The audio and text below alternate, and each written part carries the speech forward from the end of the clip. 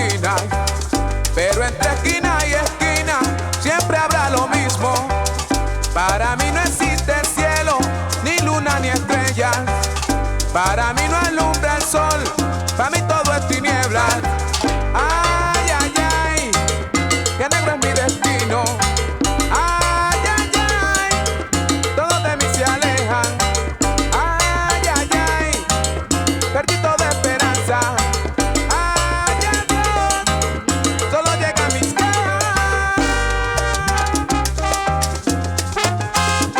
Te hablo desde aquí y que bufante.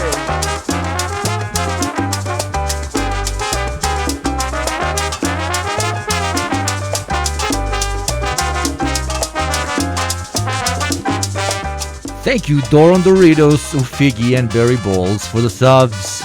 Let's go, let's go, let's go. Welcome in, early heads.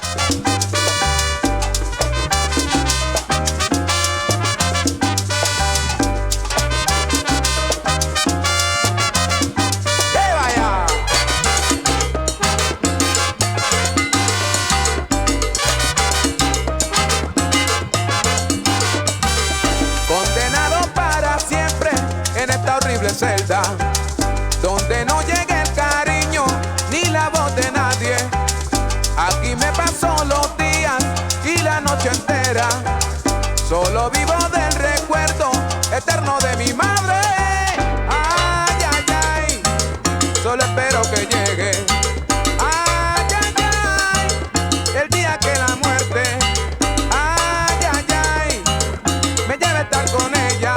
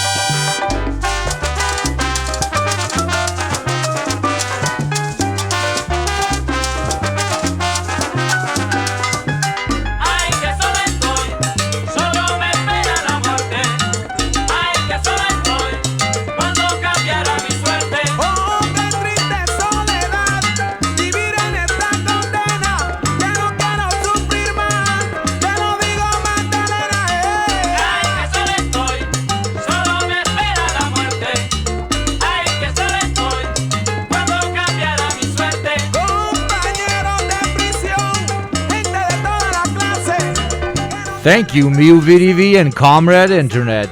Welcome, welcome, welcome. We'll be starting in a second. In the meanwhile, enjoy a Latino morning, evening, or afternoon.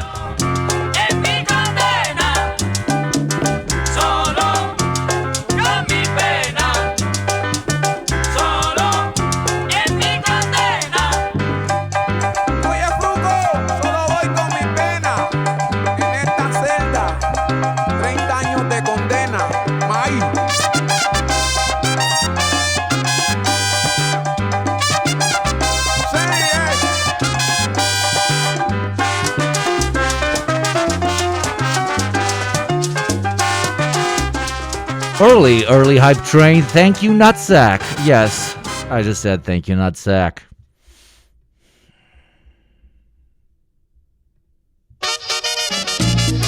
Oh, mamma mia! Let's go! Perfect, Tommy and champion So Peter. Thank you, beautifuls. Mamma mia, señorita. Ho, ho, ho.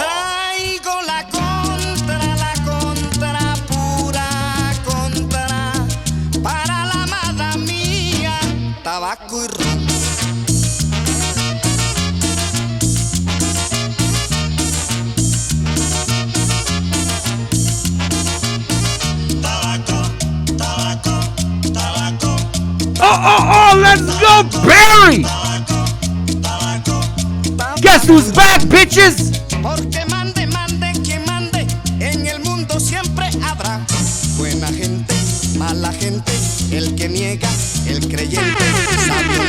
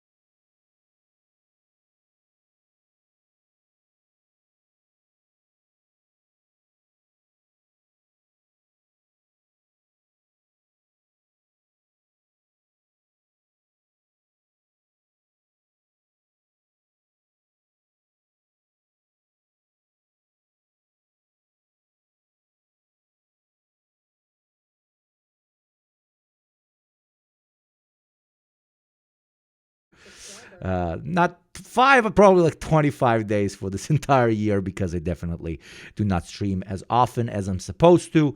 But hey, that makes the small moments that we share together all that more special. Thank you, Trash Operator, for the sub with Prime. Thank you very, very, very much, God. Welcome, everyone. Today is what I'm going to start titling, if my mods force me into actually remembering to title it, Internet Tuesday. But it's good to see everybody. Hey, Hachiro, Pandas, Miu VDV. Skipping stream schedule again, huh? Absolutely. Living on that opposite of grind pill. I am that meme of 3 cats tucked together in a very cozy bed. And you have a text above it that says, what grind? I want this 24/7. Thank you, Sentient Natalie, for pushing the hype train into level 5. Now it's probably properly saying true, motherfucking true. Let me set up my air conditioning. So yeah, Internet Tuesday, we basically cover internet stuff. Not all drama, of course.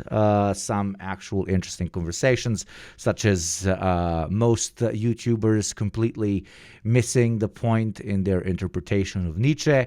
We have some more hardcore takedowns of Ethan by Bad Empanada. I was there for a part of the Hassan, Ethan Klein conversation, debate, whatever the fuck you want to call it. It was entertaining, I have to say, but, you know, I tuned out after like 30, 40 minutes when the guy started talking about, yo, bro, you got a tiny head, bro.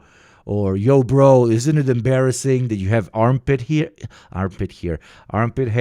Yeah, that was the point when I was like, okay, what am I actually doing with my life right now?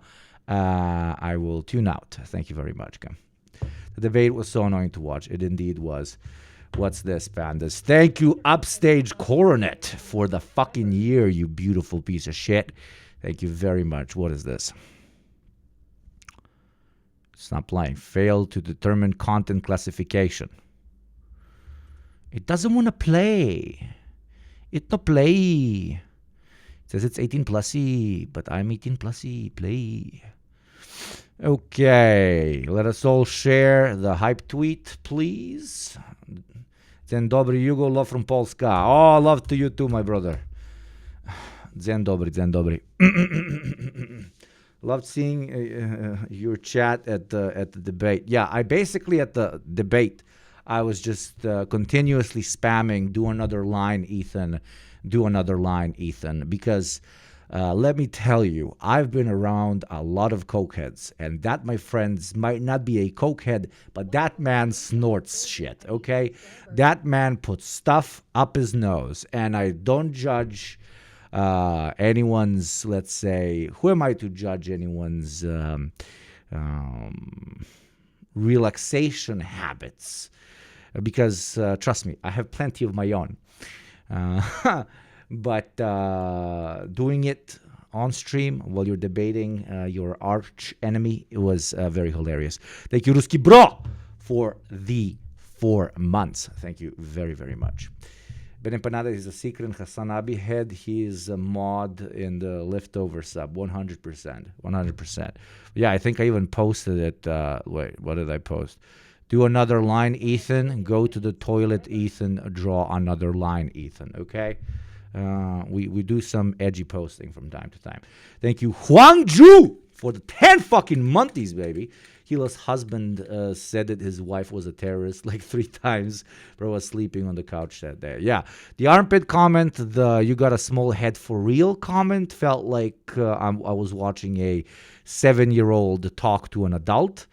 But the funniest icing on the cake from the whole thing to me was when he was basically trying to pitch to the audience that Hassan is some sort of bigot or sexist because he's constantly saying your wife, and not using the full name. And I agree for the first time in my life with Ethan, because Hila is not Ethan's wife. Ethan is Hila's husband, okay? I want us all to be referring to him as the wife guy that he is.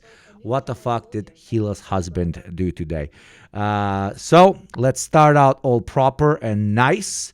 But we have something very interesting that just literally just dropped 2 hours ago. You guys are incredibly internet pilled, even more than me. So you've probably checked it out already. But there's a new GTA trailer. And I mean, it's GTA. I have to watch the trailer. Thank you, BPD! And Sejong Simp, thank you very, very much for the subs. That is very, very kind. And thank you, Achilles. Let's fucking go. Very nice. Level 6 hype train. Not bad. Also, I don't think my daily sub goal is moving at this point. Like, this is Streamlabs for you, ladies, gentlemen, and NBs. This thing literally does not work. Thank you, beautiful Mike Bishop. There you go. It's just not moving. It's literally not moving. 15 months, you fucking G. And Anceles is for 14. Incredible. But there you go. Not moving. So, I haven't watched the trailer. Let's watch the trailer together. Does that sound like a plan? Usually not something we do here on stream, but come on, this is a big cultural moment. We got Ethan Klein versus H3H3 before GTA 6.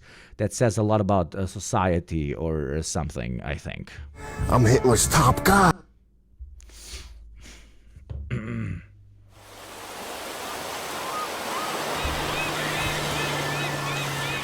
Level 6 hype train, let's fucking go. Beautiful. What you doing up there? I'm just fixing some leaks. Seriously, dude, you got some time on your hands. I got some properties with pay Oh my god, the cars look far more realistic this time around and far more similar to, you know, IRL cars. and tenants. Oh, that's why you came by? Just go get me my with Who's the voice actor? I can really recognize the honky Florida man. Who's the fucking Stephen Root? Okay, I knew I guessed it from fucking somewhere. Let's 4K this. with paying tenants. Oh, that's why you came by? Just go get me my checks. See you, Brian. Love you, Jason.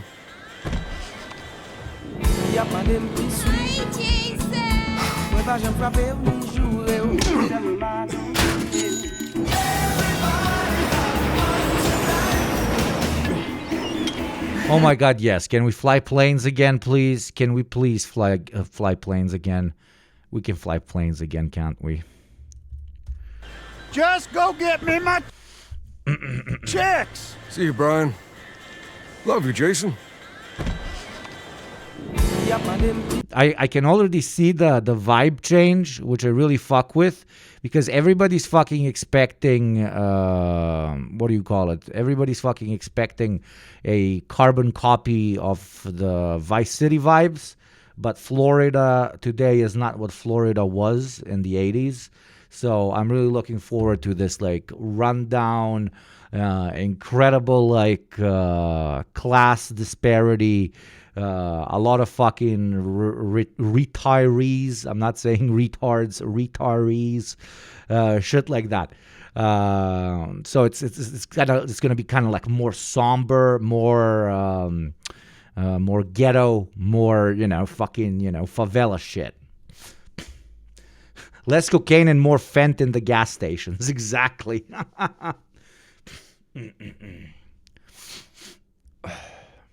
Thank God no more 3 characters. I really dislike that. I did not fuck with that either, but I think we played 2 characters in this one.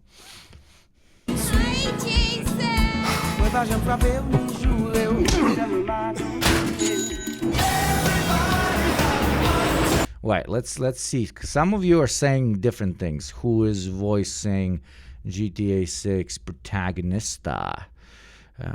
GTA 6 protagonisto. Who is the protagonist? Grand Theft voice actors.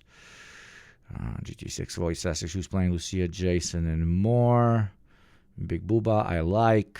Who is voicing? I don't fucking... You tell me that this is all just guesswork. He is not voiced by Tory Baker, but it sounded like Tory Baker, like a lot. Robo, how about you shut the fuck up, huh? Thank you. I was using it in a proper context. It's my fucking ass. Fucking weird kid.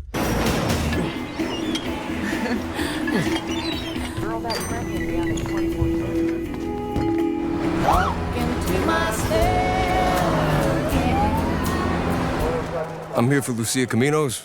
She's supposed to be getting So she's leaving prison. out. What's your name? Jason Duval. I seen you here before. You might have.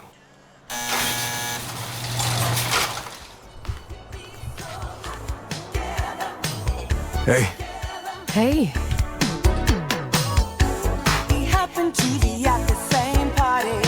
Oh, I love the role reversal. Usually it's the guy coming out and then the girl sees him, he's waiting next to the car and they're like, oh my God, it's empty, those nut sacks. But now it's role reversal. I like it. Hands above your head, now! You, stay. The new beginnings. You break the news, isn't it?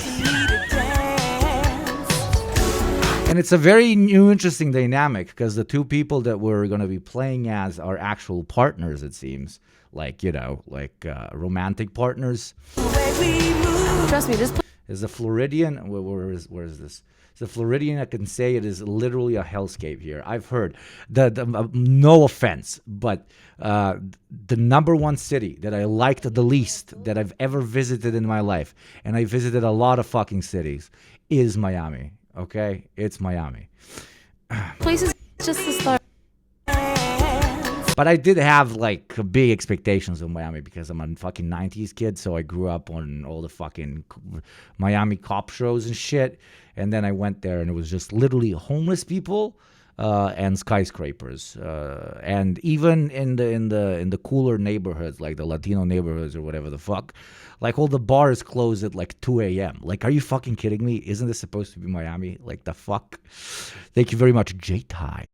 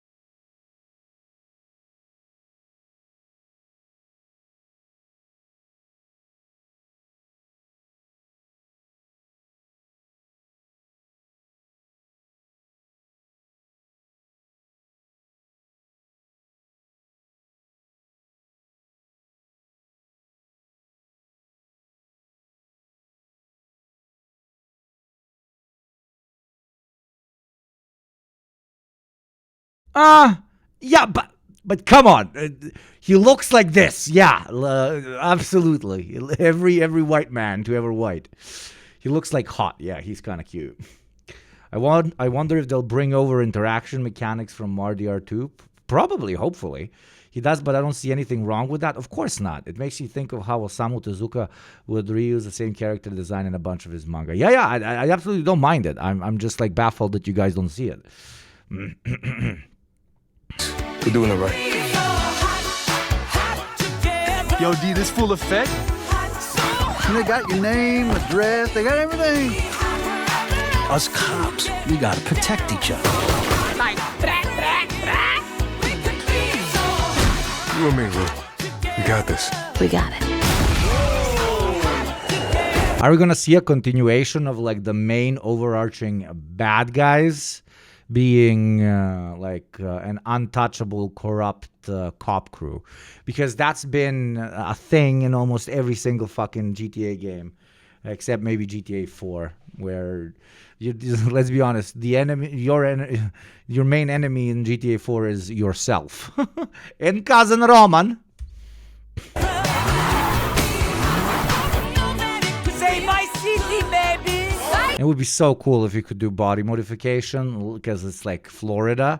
So you literally go get lipo or some shit, and obviously access to the gym because it is Florida. Okay, it's Miami. I want gyms and I want plastic surgery. Also, like the cars at this point look like identical to IRL cars. This is a Mercedes. Like this is like 100% a fucking. E-Class, right? This is just a Lambo. Like, this is a Lambo. This is not a alternative to it. This is just a Lamborghini, okay? This is just a Porsche. Like, that's a Porsche. Maybe, you know, the lines are a bit curvier. This is some, I don't know, Corvette shit. Like, look, this is a Lexus. This is literally a Lexus. Dodge Viper. Thank you, Figgy. This here is literally a Lexus. The Dodge Viper is a bit different, but literal Porsche, literal Lambo, literal Mercedes. Like, this is 1-to-1 an E-Class, a pimped out E-Class. They always had those, yes, but there was a pretty significant difference to the original inspiration car. No, that's a BMW. Esito, you're calling this a They ask you how you are, you just have to say that you're fine when you're not really fine, but you just can't get into it because they would never understand. Sačuvaj Bože. May all the Slavic gods protect me. To confuse the Mercedes and the BMW. It is an affront to my culture. I cannot take this. You do this one more time, ban. Permanent ban.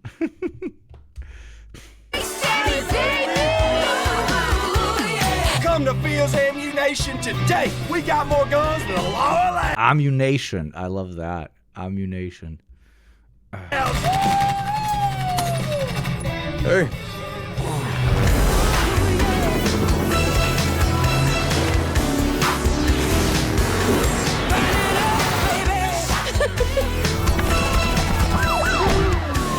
Hey, if you got friends, can you hook me? Oh, come on. Tell me that's a real mechanic. Hey, if you got friends, can you hook me? Please. I want boats, I want planes, I want choppers, I want big butts, I want glistening abs, I want fentanyl, I want absolute and utter fucking degeneracy, and I am so fucking sold, baby. We are so playing this on stream. Let me check out the first part.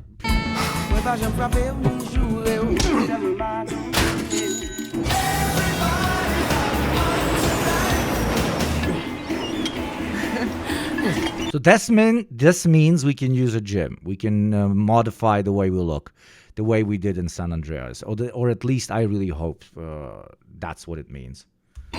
Bro wants the prime Florida experience. Yes, because I went physically and it wasn't the prime Florida experience. So now I want to experience it through a game, my friend.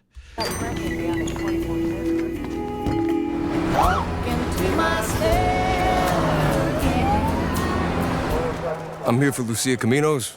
She's supposed to be getting... It's probably one of the first missions when you pick her up. Do-do-do-do-do. And then, you know, you're doing drug dealing, drug muling. Brian's boat works. Trust me, this place is just the start for us. Ring the bell! Shots, baby! The only thing that matters is who you know and what you got. That's also going to be an interesting dynamic because I can already feel that it's coming. It's the fact that she will be the, you know, the motivating, corrupting force because she's like, let's do gangsta shit. Because usually the stereotypical premise is a woman really loves a guy, but he's into stereotypical gangster shit, so she tolerates his psychopathic behavior and his, you know, participation in the underworld, etc., etc. But now it would be interesting if it's vice versa. She's in the underworld and she pulls him back in. I'd like to experience Florida as much as I'd like to experience the world of Fallout, meaning entirely through gaming. Beautifully put, Toasty. Beautifully put. How will chat gamers react? Only time will tell. They got a lot of ass and they got a lot of tits, but they also got brown woman. Okay? Asses, titties, blah, blah, blah. They love it, but also brown woman. So depends on the ratio between ass and titties and brown woman. That will determine how much they like the game or not. Right? Gonna do this? We're doing it right.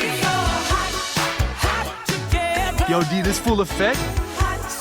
And they got your name, address, they got everything. Us cops, we gotta protect each other. Like, You and me, Lou. We got this. We got it. There's gonna be like a fight arena side quest and planes. You can't understand how happy I am that there's gonna be planes. Oh, stealing an ATM with a truck. Ah, I know quite a few guys who literally did that as a profession. Say my city, baby! My city, baby! Come to Fields Ammunition today. We got more guns than a law. Oh my God. Oh my actual God.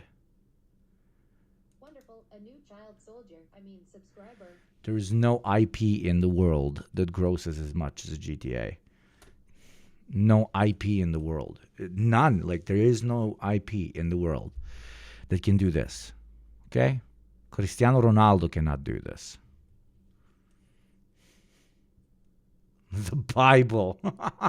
I think this does bigger numbers, at least on people under the age of 35, than even the Bible.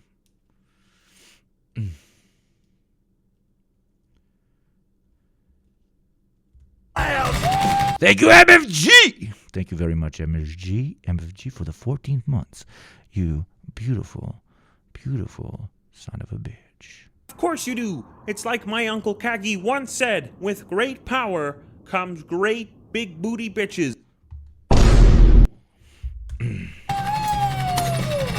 Hey. And you'll have to probably, like, she's doing mandatory, what do you call it, civil service, whatever type shit that you got to do after you get out of jail in the States, on parole or something.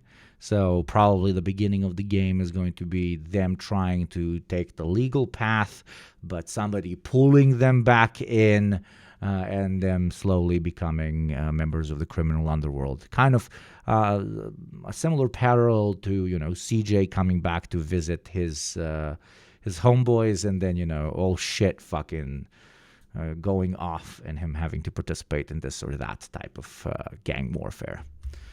Hey.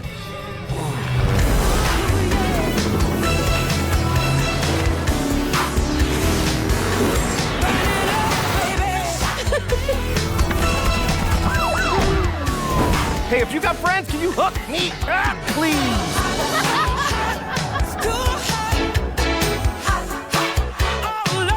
It's looking good, bro. Yo, homie, big love. Big love to you as well, my friend. Thank you for the fucking 5 months, brother.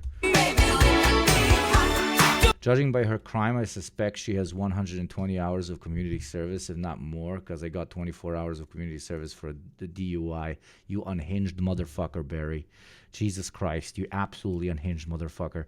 That's number one. Number two, yeah, it's going to be interesting if they parallel, like, you going on these, like, bang heists or drug deals or whatever, and then she comes back home after said, criminal activity, and has to go and do like 5 hours worth of community service, and you have to actually play that as a player. It would be a nice contrast. My defense, I don't remember driving the car.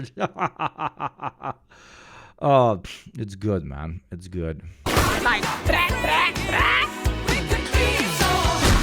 and me, Lou. We got this. And I'm pretty sure, like, most of the missions you're going to do together, and then you can, like, it starts with one character, then swoops to another, like in GTA 5. But, I hope that allows for enough time to properly flesh out each individual character. This is so over the top. Like, everything that's happening here is so over the top. Just my guy is living it. What the fuck? Oh, lol. Ugh. The West. Come to Fields Ammunition today. We got more guns than the law allows. Hey.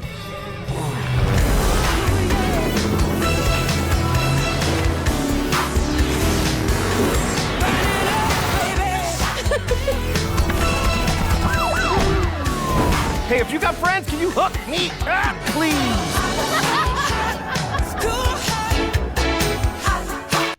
If they don't innovate on gameplay after 12 years, I'm going to be so mad. They always add a little bit. They always like flesh out whatever is the current thing in the particular era. And I'm okay with that. I'm okay with, arguably the most natural feeling gameplay that you can find usually up to 5 years after a GTA game comes out. So it's cool. What's up, Ben Mac? What's up, man?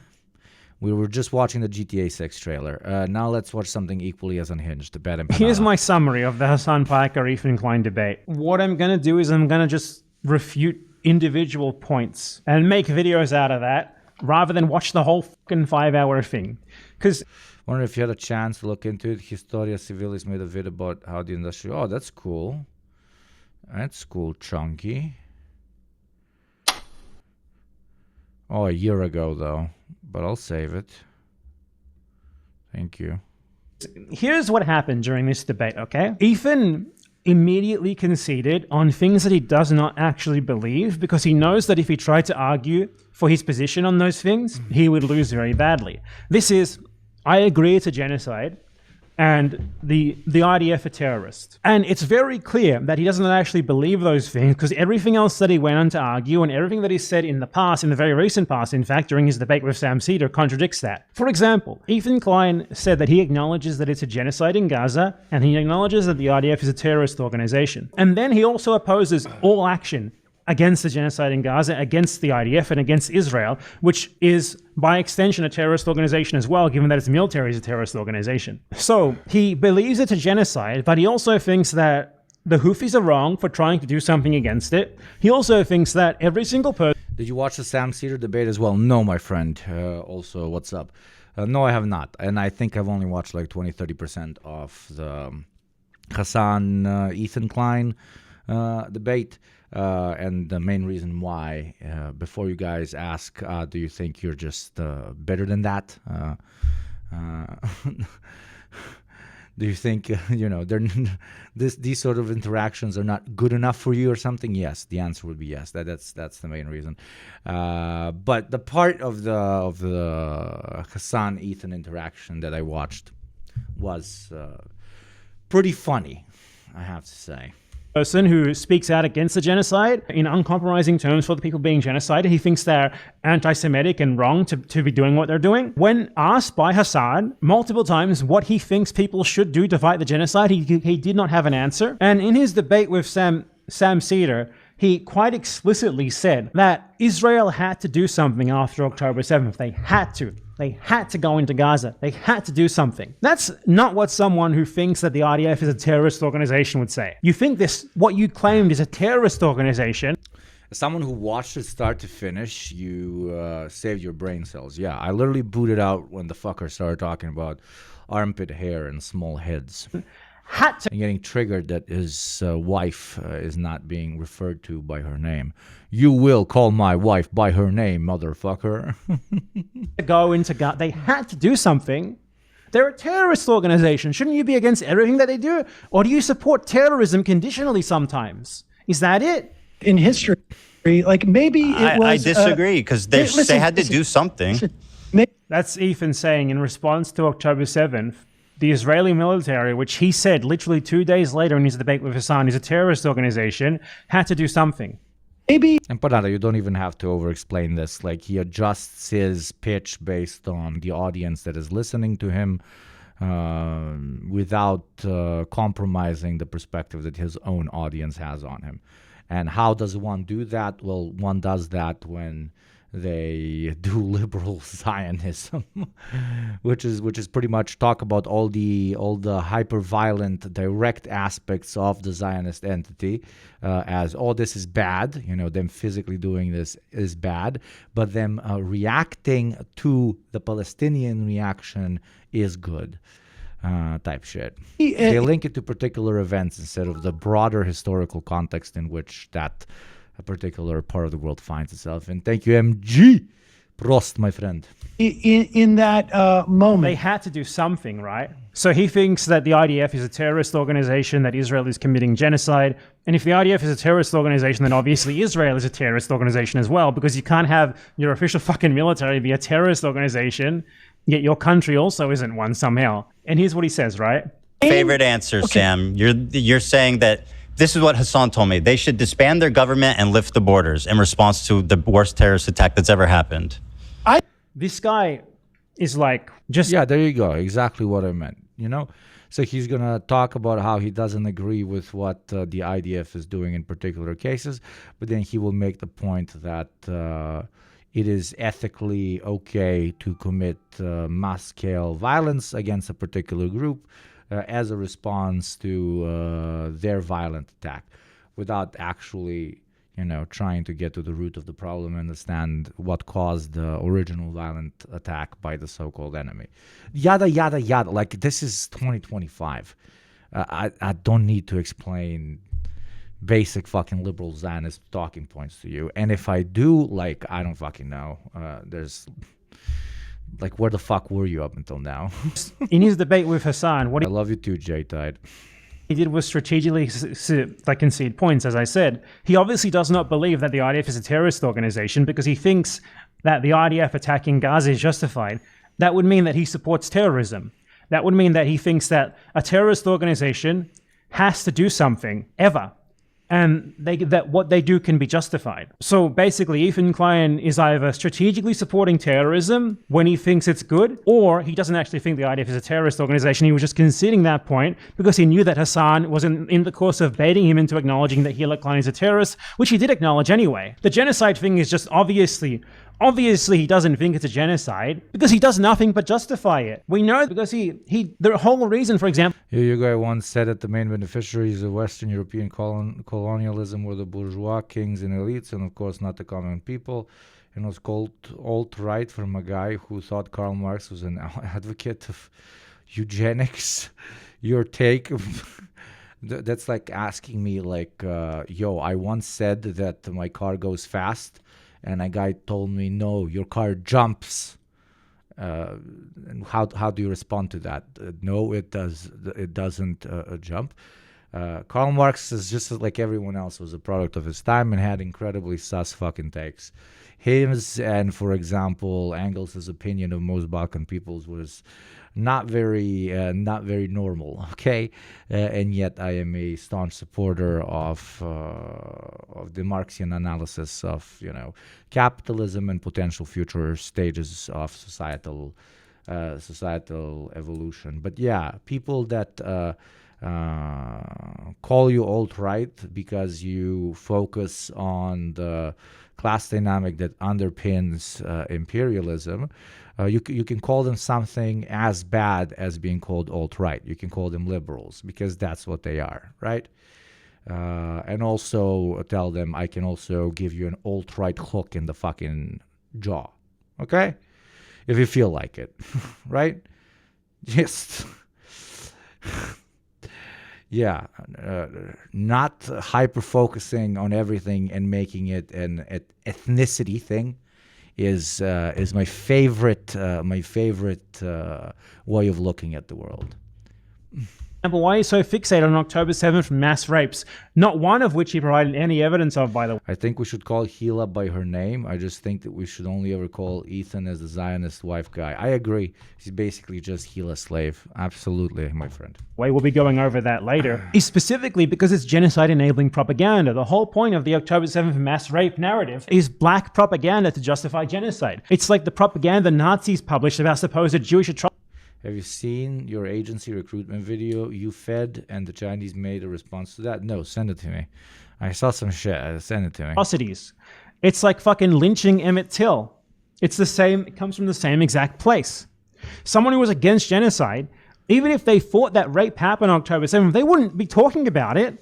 They wouldn't be talking about it like a year and a half later, constantly, all the fucking time. The only reason to even bring that up is if you think it somehow justifies the genocide. This is someone who has blamed the genocide specifically on Palestinians. He thinks, according to him, that the IDF is a terrorist group and that they're carrying out genocide. I mean, how I don't know to what extent, but like a huge response was definitely inevitable. This guy... I'm not justifying it, Sam. You're not justifying it? How is October 7th not inevitable then, for one? This is something constant with these people in that they justify everything that Israel does based on Palestinian actions against Israel, but they never apply that logic to those actions themselves. Never, ever. Anything that Israel does is justified based on what Palestinians fighting back. Yet the Palestinians fighting back... Thanks for your support, guys. Yeah, I do tend to hyper-focus on stuff like Marxism and history because I love it and I have ADHD. So thanks for your support. You go, no, don't mention it, bro. Like, just fucking... when people throw bombastic responses at you, the best thing to do is understand that you're talking to a literal troglodyte and just fucking leave. Back, according to them, comes from out of fucking nowhere. He also, just to give you another example of how he spreads pro-genocide propaganda, Ethan Klein has claimed that there are Hamas command centers under Palestinian hospitals and that the Palestinians force the Israelis who are genociding them to bomb the hospital. Not exactly the opinion of someone who legitimately believes there's a genocide going on. That's the opinion of someone who's trying to justify the genocide. He also spread the Hamas 40 beheaded babies hoax as well. I mean, listen, I feel like this is a force that's going to help end the war, not fucking keeping hostages and underground and like continuing to provoke Israel to attack them. I don't think that someone who acknowledges a genocide would ever claim that genocide was provoked. And putting fucking like military complexes under complexes under hospitals. So yeah, Ethan knew that he could not argue that it's not a genocide, that he could not argue that the IDF weren't terrorists, so he just decided to make it look like he was conceding those points, and then he proceeded to do nothing but argue things that contradict those positions completely. Everything that he said contradict those positions. And the supposed debate. Yeah, and a reactionary can afford to do that because his reactionary audience has, the mental capacity of a fucking 3-year-old. And obviously, most liberalized perspectives on, be it world events or imperialism or the way particular nations interact with each other, can, contain in itself both the argument that this is red and this is white and it's black and it's somehow pink at the same time, okay? It's having a cake and eating it too. Liberalism can literally do that, and your audience would even grow. Thank you, NMAC, for the beautiful 500 biddies, Daddy. Thank you. Let's fucking go. The whole debate, it wasn't a fucking debate, man. Here is what it was. Ethan poses what he believes to be a gotcha question to Hassan. He's like this smug, every single fucking time he asks a question, it's like, smug face, I gotcha here. These gotcha. Yeah, not just smug face, like 12-year-old face. This is all becoming, like, I'm actually thinking of making a video on this. This is all becoming like very bad taste to me. It's becoming like, how do I put this? It's like verbal blood sports over something that is actually physically happening. It's starting to evolve out of combating a stupid Zionist like Ethan Klein into turning it into a very commercialized, standard, just like content machine. Right? Like in the beginning, it was, pointing the proverbial gun at a Zionist and making sure people understand that he is a dumb fuck and that his takes should not be taken seriously. But now it's like it's a content grind with like a genocide in the background. It's fucking weird. It's spectacle for no reason. But hey, milk the ATM, I guess. All I'm saying is that it's becoming weird. It's becoming strange. And I'm not a fan. I'm not a fan. Bunch of questions, most of them that he was getting fed by other people and that he got from ChatGPT a couple. You can tell that he's getting it from ChatGPT. He's just furiously asking ChatGPT shit in the middle of the fucking debate. It's so fucking sad. But he poses a question to Hassan, and Hassan gives him a very specific answer with specific examples, showing like why what he's saying is wrong, why the logic of what he's saying is wrong, blah, blah, blah. And then Ethan's like this, oh, dude, you're just fucking rambling. Oh my God, shut up. You love the sound of your own voice. This is so boring, man. No one wants to watch this. His gotcha attempts just repeatedly get dismantled. They get dismantled over and over and over and over again, just endlessly. Every time Hassan gives him like a detailed explanation with plenty. Just like how we smash ads over and over and over and over again whenever they're about to play by subscribing for $6 a month, or for free through Prime, Zaddy, or by oiling me up and gifting to your fellow chatters. So upgrade your chatter status, become a true child soldier of the great jihad, and avoid the incoming ad attack. Okay, ads dropping harder than drones in Moscow. Avoid, avoid, avoid. Plenty of examples as to why Ethan is wrong and why Hassan's position. Thank you for even considering it. By the way, we're in an absurdly low sub count at the beginning of this month because I couldn't record for like 6-7 days. So yeah, rent is due, my brothers, sisters, and NBs. Rent is indeed due. Thank you, fucking Debo, for the gifty, and thank you, MXG, for helping pay that thick old mortgage, which was funny. I asked you guys for subs and for oil right after I said it. It's very weird to, content milk at this point with a genocide in the background. But hey, hypocrisy is the name of the game, and rent paying is the game. Thank you, NMAC, for the bits, Daddy. Yes! Is correct. All that he fucking does is start saying, oh, come on, man. Come on. You're just rambling. You just love the sound of your own voice, man. This is, the viewers don't want to see this. Let's move on. Let's move on. Let's move on. Let's move on. He just... Thank you, Mugetsu. Thank you very much. Did nothing but try gotcha after gotcha after gotcha. This was not a discussion. Ethan wasn't there to have a discussion. Not that he is... Ethan was literally, thank you, terrible... Thank you, terrible clerk, as well. Ethan, bro, like, we all saw it. Ethan was sitting there like a literal 12-year-old going on a fit cursing at the more popular kid through a webcam. that was the entire interaction. Just it was extra funny to me because the 12-year-old kid having a fit was exceptionally high on narcotics. Okay, he was exceptionally fucking high, and it was glorious. Okay, Twitch allows us to watch a tweaked out Zionist get fucking railed in 4K live. That is art. Thank you, Twitch. Best platform in the world. Except when it plays ads!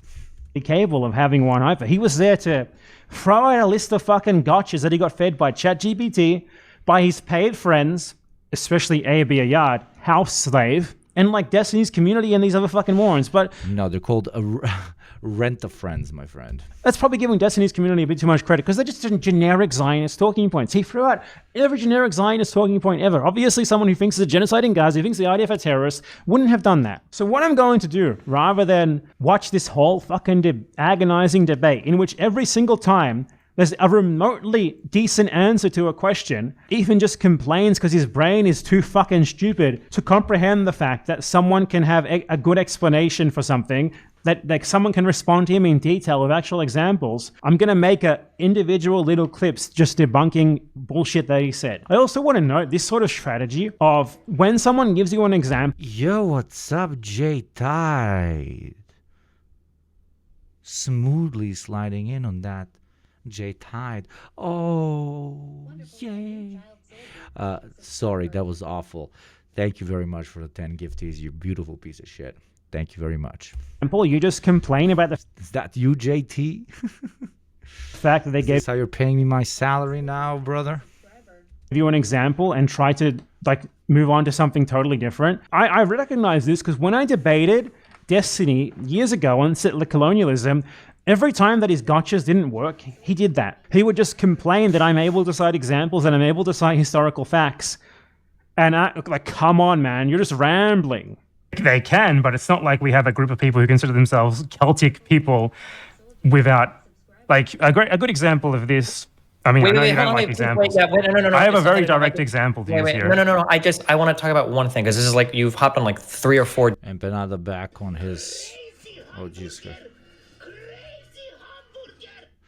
Empanada back on his Osama maxing period. Holy fuck, was that a different aesthetic? Yeah, I am historically literate. I use historical examples. These are not metaphors. These are practical examples of what I'm talking about. Okay, come on. We're having a conversation. Yeah, okay? So you need to let me just like... I have a perfect example. Okay, go for it. Okay. He just complains that I can actually bring up like examples of what I'm talking about the whole fucking time. And that's basically what happened with Ethan and Hassan. Ethan poses what he believes is an incredible gotcha because he's only surrounded by Zionists and he's never thought about how these questions might be answered before. And it gets refuted easily with plenty of examples and pointing out the faulty logic of it. And his immediate response. Jesus Christ, you guys are speedrunning today's daily goal. Thank you very much, Pizza Famine, for spilling some oil on my tip. On the tip of my wallet. I mean, thank you very much, Pizza Famine. Pizza Famine is slowly becoming one of the prime gifters.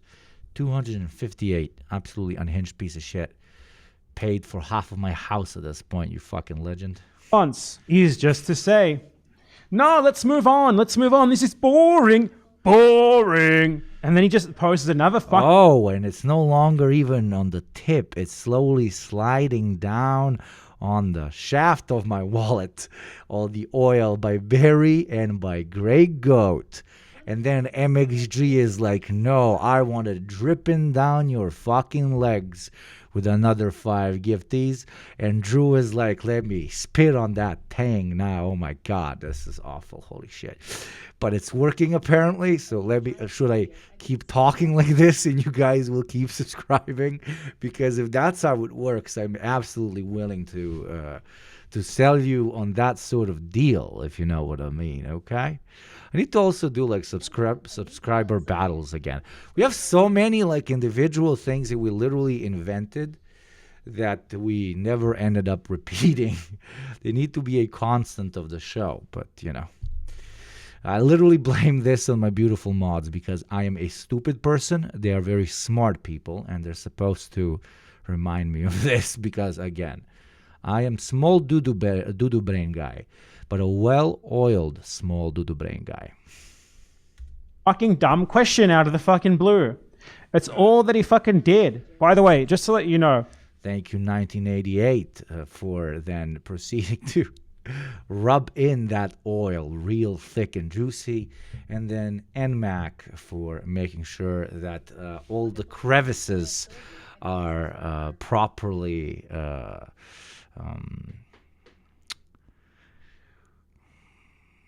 how do I put this? Have the oil properly applied to them. Okay. I am not smart. Yes, you are. Just in case you're new here. Yeah, that's the crevice. That's the crevice, my friend. Ethan Klein said to the person, say, what about your taint? There is a particular taint in your wallet. When you wash the whole wallet, you got to take care of all the aspects. People usually think it's all about the way a wallet opens, but no.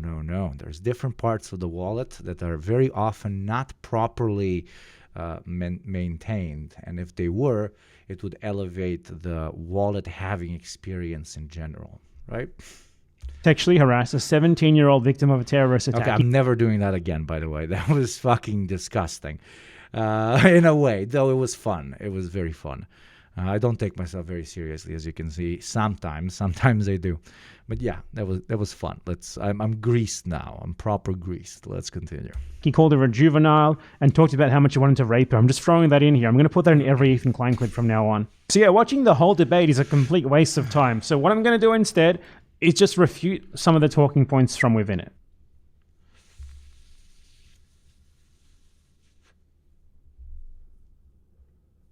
Yemeni, whatever other Arab country that it's victims to what was done. Oh my God, this is 1 hour long. No, I'm not. No. Fuck that shit. But finally, somebody's talking about the Rent-A-Friends. I don't know why we leave the Rent-A-Friends off the hook so much. They are like, they might not be the Gestapo, but they're the SS. Like, bro.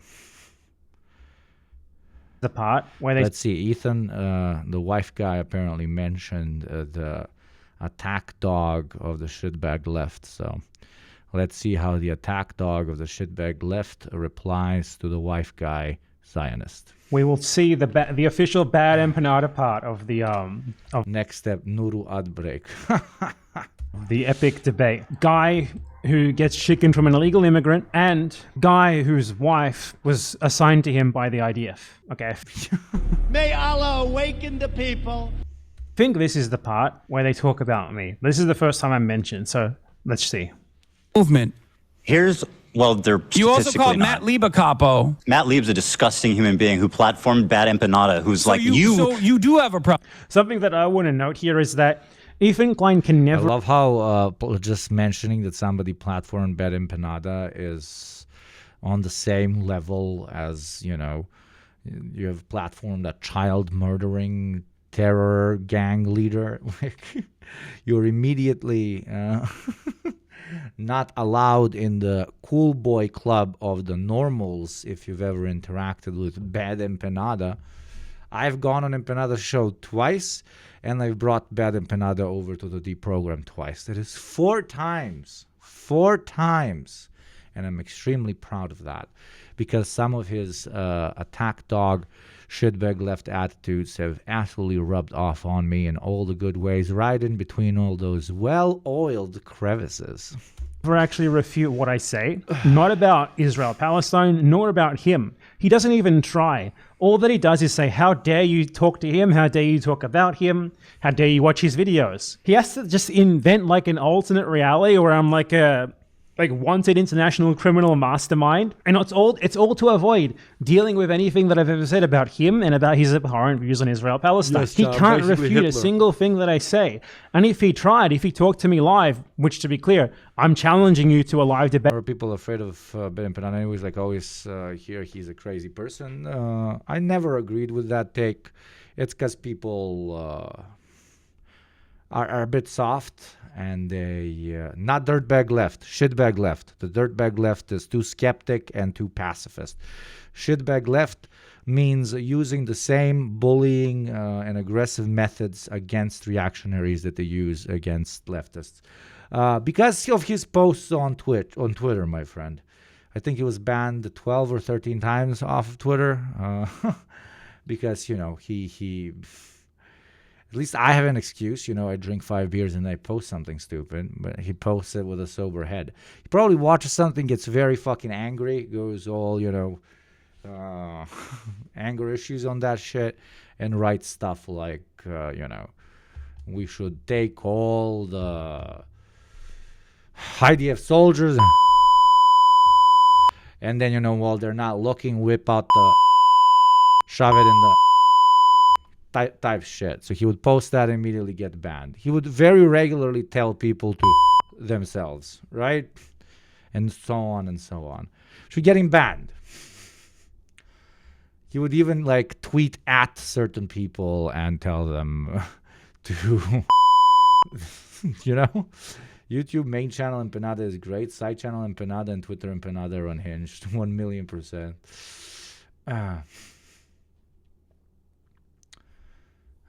He just says it how it is. Proper shitbagger, bro.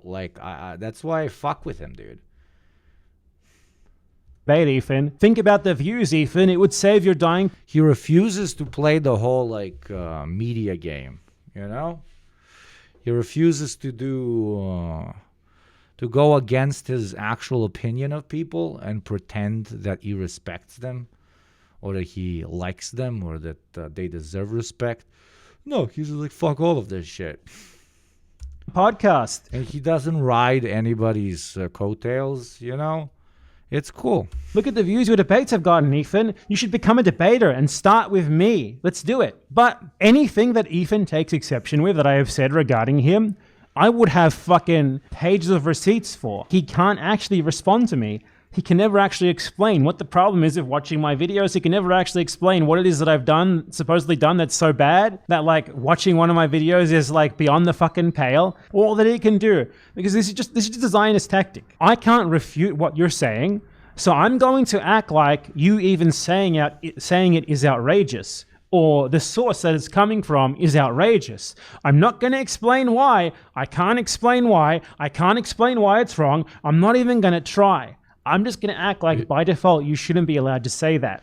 You don't have to respect the IDF. You can absolutely disparage them at the least 100%. But not only the IDF, but also every single person that advocates for the IDF's actions, including Ethan.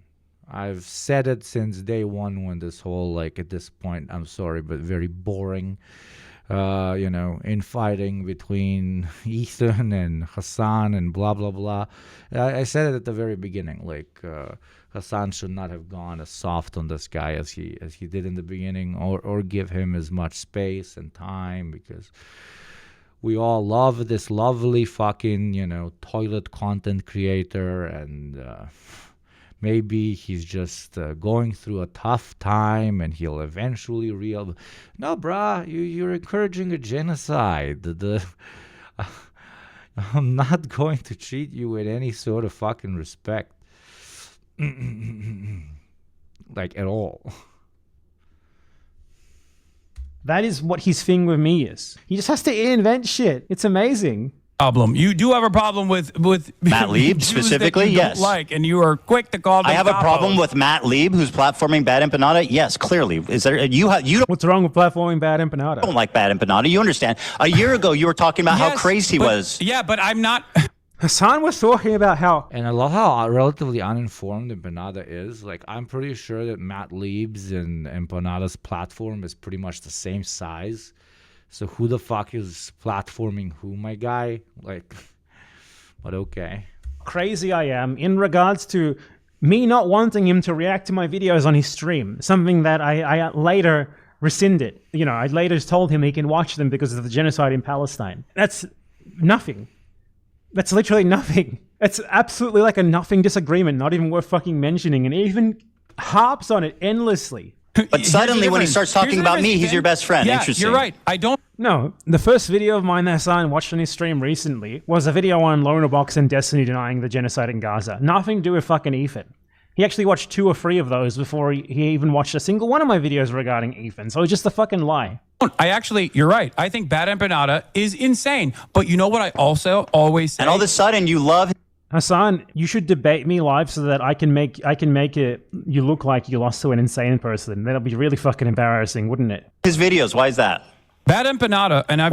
He cannot actually refute my videos. He just complains that they exist, basically. Why do you love his videos so He literally does haha, I win because Bad Empanada exists. And you interacted with Bad Empanada even once. He's literally Empanada is Hitler. Empanada is Hitler. And if you touch Hitler, you also become Hitler. Hitler is like a zombie guy with AIDS that can be transmitted through touching instead of, suddenly? Before you pledged never to watch his videos? Guys, do we all have the Empanada AIDS? We all got the AIDS. On stream, why do you love them now? Because I fucking told him not to watch them, and then later I told him he can watch them. That's all that happened. Oh, because he did not want me reacting to his videos. Exactly. That's all it was. Initially. That is a insane, pathetic, No, that's what it is. lie. No, he said... I told him not to react to my videos because I didn't like how he just leaves the fucking room when he watches videos. But now I don't care anymore because there's a fucking genocide. Oh my god, dude. Okay. And Ethan can't even fucking explain what's so wrong. Jesus Christ, I'm cringing at all of this. I'm sorry. Okay, first Hassan is like Empanada is insane, and then Empanada like literally does insane behavior. Like you cannot react to my content. So what, did he send a cease and assist or something to Hassan? What is this and why am I, what the fuck?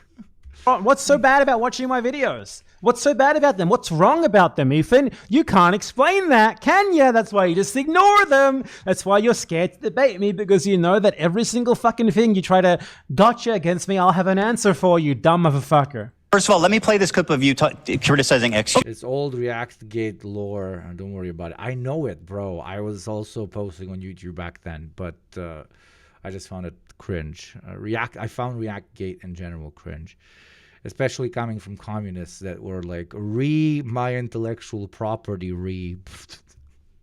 They're very communist of you, bro. Okay, wait. You can't just like dance around. Now let's watch this clip of you criticizing XQC. Where did that come from? You see what I said in like... There is a genocide going on, and Ethan wants to deal with drama and gossip. He wants to turn a genocide into drama and gossip. Absolutely. Thank you very much. I know some stuff. And if you ask our chatter that's called I Know Some Stuff, they might be able to tell you about some stuff. And that stuff is that an ad is playing in exactly 3 minutes. Do not watch it. I warn you, do not watch it. Become a child soldier instead for $6 a month or for free through Prime. And avoid that ad or oil up every crevice I have with those beautiful gift subs. Fuck ads. Endless now. The intro to this like week of fucking clips that you guys are watching. That was not bad. Come on, that was a good top of the hour pitch. Come on, that was pretty good. Yum, I'm bricked up. Oh god. Probably a long time after I made them. He just like immediately moves on to some other gotcha that he had prepared. Look at this clip of you talking about QXC. Who fucking cares? Where's the rest of them complaining about me? I love, let me comment on XQC, QXC, whatever, CXQ, fucking Kakuru. I love that people are allowed to have opinions on relatively complex matters just because they have a large fucking platform. Like if Kim Kardashian comes out and starts talking about the rebel versus government forces in Syria, is anybody going to listen to her? Probably not. And there's probably a little bit of misogyny going on there. But I agree, you should not listen to her.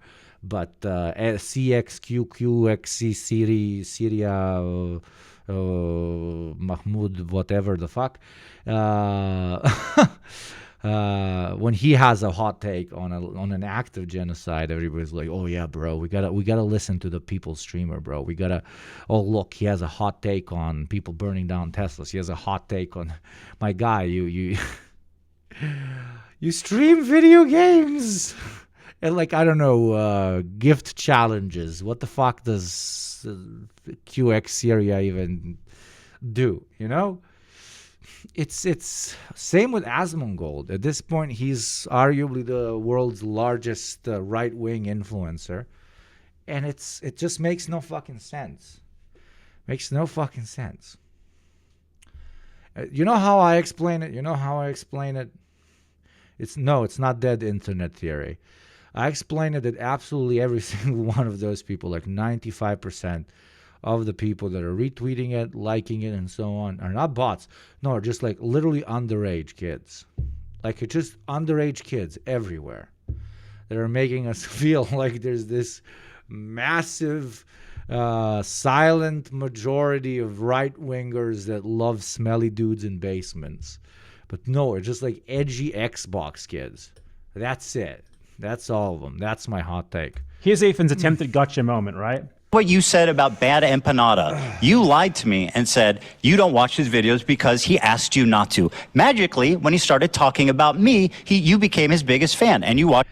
Here's what happened, okay? In like December 2023, I sent Hassan an email. Hey, I know I shit on you for your reactions in the past, but I don't care anymore. So if you want to watch my videos, you can do it. And he replied to me saying like, this is also very cringe, by the way. I'm not going to pretend this is not all exceptionally cringe. Like, I understand Empanada, he needs to respond because people are putting, his name in their mouth.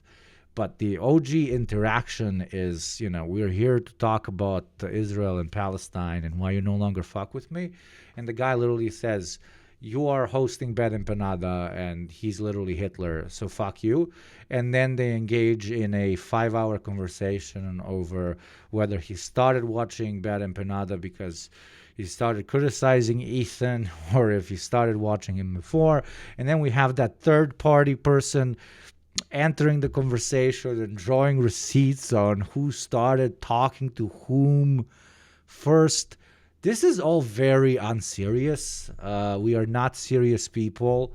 I find this disturbing and I find it cringe. At this point, I find all of this cringe. At this point, it's cringe. It's cringe. I want everyone to enjoy it. I want us all to pay our rent thanks to Bad Empanada. Speaking of which, an ad is about to play. Subscribe for $6 a month for free through Prime or gift me so we reach today's target and remain as ad-free as possible. But, so understand Ethan paying our rent, but it's cringe. It's becoming cringe. It's no longer fun, okay? How many ads is there? There's actually 0 ads. Thanks to subs, but I think I will have to start ads. But yeah, there's no ads. Okay, man. I don't play ads. I just spam forcing you to become subscribers because that's the only way for this channel to be sustainable without ads. Cool, thank you. That was it. That's what happened. Oh, let me see if I can find a screenshot of it. This email in December 11th, 2023. You can watch my videos on your stream. I never said you couldn't. And then, like 10 months later, he watched my video refuting Lonerbox and Destiny's genocide denial. Okay, that's what happened. Hassan thought that I said he couldn't watch my videos on his stream, and I sent him an email saying that he could. That's all. So yeah, Ethan harps on this point so much. Like, why is it that you said that you didn't want to react to this guy's videos when you had like a petty feud with him, but now you do? Well, it's because some things are more important than petty feuds over React content. Watch his videos on your stream regularly. You can never explain why it's wrong to react to my videos. You can never explain why they're wrong. Which has resulted in an explosion of his popularity. Here's what you said about him. No, Ethan. You should really start a personal beef with Ethan or some other chud at 5x Denim's viewership. Nah, I'm good. Thank you, though. MXG! Thank you for the 5 gifties, baby. Fucking legend. 179. How many pizzas is that? How many pizzas did you bring to the Yugopnik chat corporate hangout sesh, bro? Thank you very much, man. What resulted in an explosion of my popularity is me debunking you. That's what happened. My videos specifically about you are what resulted in a massive explosion of my popularity. And I thank you for that. Thank you so fucking much. It's almost nothing to do with Hassan. When Hassan reacts to a video, you really don't get that many views. You really don't. Because obviously, the people already saw the video on his stream. You might get a couple hundred subscribers, which, you know, isn't nothing, but it's certainly not this massive bump. The massive bump came from me uploading my video, refuting Ethan, like, Helix Line is a terrorist the first time. So it was just completely wrong there. Not that it would be wrong if that did happen. Like, Ethan can never actually explain what's so bad about me. All that he can do is make shit up. Like, What's Bad Empanada like? He's aggressive, correct, and sometimes too passionate. So yeah, he's chill most of the time. Posts fake fucking doctored tweets. It's like everyone. Nobody's not chill. Nobody's chill all the time. You all have flaws. I have flaws. Oh, okay, maybe not me, but you know, you all have flaws. Including the empanada, and that's normal. That's being a human. It's chill. Thank you, Cynical Chris. Oh my god, more pizzas for the corporate party with a Yugo. Thank you very much. No, seriously, thank you very much, Cynical Chris. That is fucking beautiful. Thank you very much. Getting closer and closer to that goal, baby. Like fake fucking legal letters made by Drew Pavlu. He makes ridiculous claims like that I'm the leader of like a Discord criminal organization. He claims that I mailed him skulls, which he mailed himself. He claims that I called CPS as if that's even a thing that's possible and as if calling CPS. The most important thing that Empanada ever did was introduce me to Jakub. Okay? I think it was 2 or 3 years ago when I went on one of his streams, one of his live interview things. And he literally like started the interview with, "Do you know about Jakub?" And I was like, "The fuck are you talking about?" And he introduced me to the immortal science of Jacobian thought. So thank you, Ethan. Thank you, Ben Empanada, and thank you, Ethan, for introducing more people to Ben Empanada, so that they can go down the Jacobian political pipeline and learn even more and even more and even more about the true Lord, the Jakub. CPS is something that's bad. Like, he just makes shit up. He just makes shit up about me because he can't refute my videos. That's all this is. A year before this conflict. Assuming each pie has donated $862 worth of pizza. Assuming each pie is $7.99. That's a very cheap pizza. What the fuck are you talking about? Where I live in the Balkans, pizza is 13 euros. Euro to USD is 1.8, right? Unless it fell now. Oh my god, it fell. Pizza where I live is $19. The fuck? The fuck? The fuck? How is pizza cheaper in America than in the Balkans? What the fuck? Yeah, everything's pretty expensive where I live, by the way. Don't think that it's like, ooh, he just fucking lives like a king back there. Nah, shit's expensive. Full pizza is 8 euros at the cheapest here. Yeah, if you get a pizza from the bakery, it's going to be like 3 euros, 4 euros. Yeah, but a pizza in a restaurant is 13, 14 euros, yeah. Banana video on. I guarantee you what Hassan says in these clips that he made it's going to be Hassan basically saying precisely what I said. Like, I didn't watch his, or I don't watch his videos because he told me not to. Sure, by the way. I'm just letting you guys know, if you think I'm gonna fucking watch a YouTube essay from a dude literally openly antagonistic towards me watching fucking YouTube videos, you're out of your fucking... This is affirming what both me and Hassan said about why he didn't watch my videos back then. He said Hassan was lying about this, and then he plays clips that show that what... Oh no, chat. Our brothers are infighting. Oh no. Oh no. 2,000 years later. They unite against Ethan in the unilateral front against liberal Zionismo. What Hassan said about it is true. Mine, okay? You think I want him to write like 700 hours worth of new YouTube essays about how I have wronged him? I don't want that. I don't want that at all, okay? The genocide propaganda will come. Wait, that's in the clip. Ethan, you keep doing this thing. I'm playing the clip. Yeah, go support this. Yes. I'm playing the clip. Just chill out. Yeah, the clip reaffirms what both Hassan and I said about what happened. Are you fucking kidding? Like, they need to get a room. Yeah. Why can't my bros just kiss? If my bros just kiss, everything would be solved. Can you kiss, bros? Bro, kiss, bro, come, kiss. Yeah, Hassan didn't watch my videos for a time because we had like a petty feud over YouTube React content. And now he does because we don't have that petty feud anymore. You dumb motherfucker. I told you why I wasn't watching bad Empanada videos initially. Oh my God, Hassan, you're talking over the clip. You need to let it play, okay? You're making the clip unwatchable. Oh, that's his catchphrase. What else did Ethan say here? Gleefully platform his videos about me. Ethan, so I'm just saying, I your don't community doesn't do harassment, right? I don't know if you have let's just. Hey, you agreed with another person's takes on why I'm a stupid fucking wife guy. You're evil. That means you're evil. I am not 12. I promise. I'm just on a lot of Ozempic and I'm tweaking so fucking hard. I gotta go back to the bathroom. I need at least 2 more lines in order to continue. Let's just promote bad Empanada, who literally exists to harass people by your own fucking definition. I exist to harass. What I like about Empanada is he's an uncompromising voice of dealing with people who are literally paying lip service to one of the most cursed regimes on the planet. No, I agree completely. Yeah. I've said that plenty of times. And I think more of us should be like this. More of us should be shitbag leftists. People, very interesting. I've made videos like literally proving everything that I say about Ethan. Every fucking thing that I say. You notice what these people do? They can't refute what you're saying, so they scream harassment. They declare harassment. They always fucking do this. All of them do it. All of them. It's the most Zionist thing imaginable. You have proven me wrong. I'm a victim. I'm a victim. This is harassment.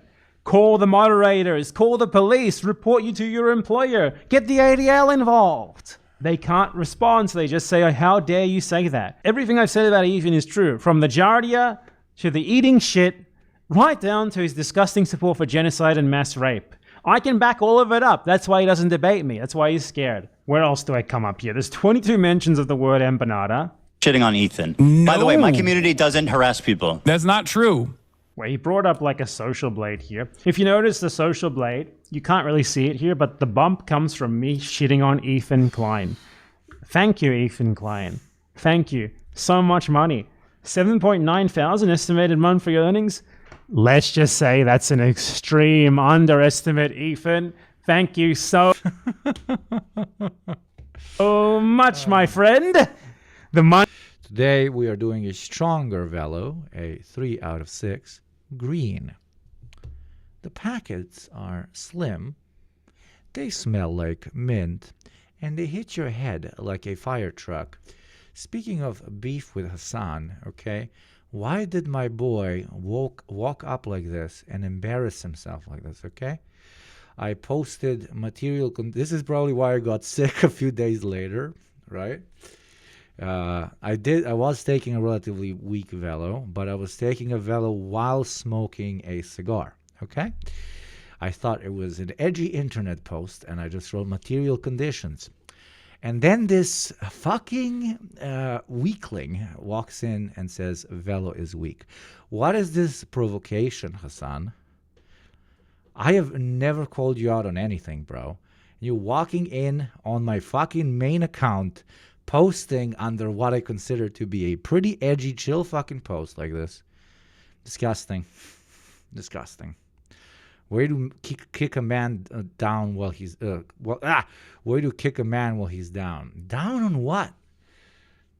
Hassan, smoke a cigar with me. Okay, he smoked cigarettes in the past. Maybe he can take a cigar, but...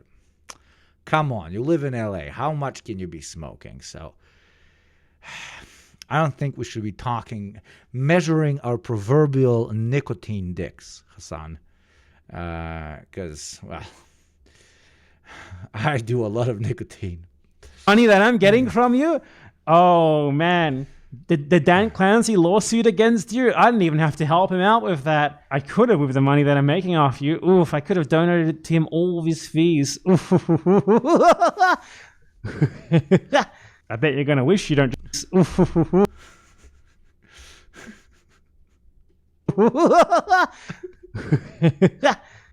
What the fuck was that? I love this man. Society!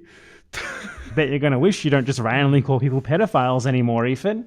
It's too late, though, to take it back. He's not going to accept an apology, Ethan. He just like intermittently keeps bringing me up. Why does Okay, it is good. Why does Bad Empanada role-play hunting Hila and killing her in video games? Tovarci Bananisci, udite il richiamo. Lenino Bananito guida il Soviet Fruttamo. Scarponi giganti, picciolo in testa. La lotta è marcia, la buccia protesta. Capitalism marcio, un fico svanito. Il cervello si guasta, ma è nostro il partito. Tra l'alero, tra la danza nel blu. Bassotto celeste. That was my way of saying based.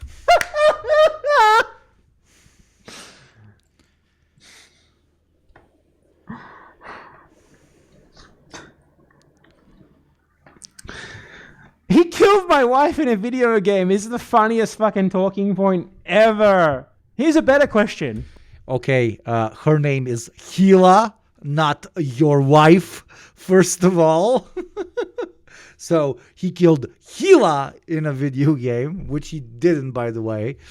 It was very funny when he was running around that base shooting everybody, and then he was going through the toilets, and he's like, is this where the secretaries are? Is this where the secretaries are? That was very funny. But yes, Ethan, he killed Hila, not your wife, okay? Why did your wife... She has a name, Ethan. ...engage in a terrorist kidnapping in the illegally occupied West Bank? Where is her actual, real kidnapping victim now? He's unaccounted for. Where is he? That's a real question here instead of, he attacked my wife in a video game. Why don't you ask that question, Ethan? Your wife did actual real-life terrorism. He just keeps bringing me up. Without realizing it, they're literally positioning themselves to be pro-Israel, to repeat pro-Israel talking points. Randomly fucking coughs, man. Yes, that is the only reason why I started talking about you. Because you went on a fucking deplatforming campaign. Why did you not watch Bad Empanada's video about you? You watched all of it? You did 110 Instagrams. Who fucking cares if he watches my video about him or not? Why is that your talking point? Like, how dare you say that? Why? What's the point they're supposed to be? Like, do you not understand that this is... Especially responding to, yo, dude, you dedicated pretty much a year of your life to try and deplatform almost every single progressive voice on Twitch, quite literally turning online drama into a very material, threatening direction. And his response to that is like, but don't you know that Empanada talks shit about you? Like, this is like... It's like you telling someone like, dude, I've noticed that you've been stealing from, my sock drawer where I keep some money. Every time you came over for a couple of beers, and it's really not cool. And the guy responds with, but you once told me to go fuck myself 17 years ago. Or even worse, like, yeah, well, Mike said that you're an asshole. Why don't you go and talk to Mike? Why are you only talking to me? But you stole like $200 from me. Mike didn't. But go talk to Mike, motherfucker. It's all of this is surreal. New possible soundboard. Let's see it.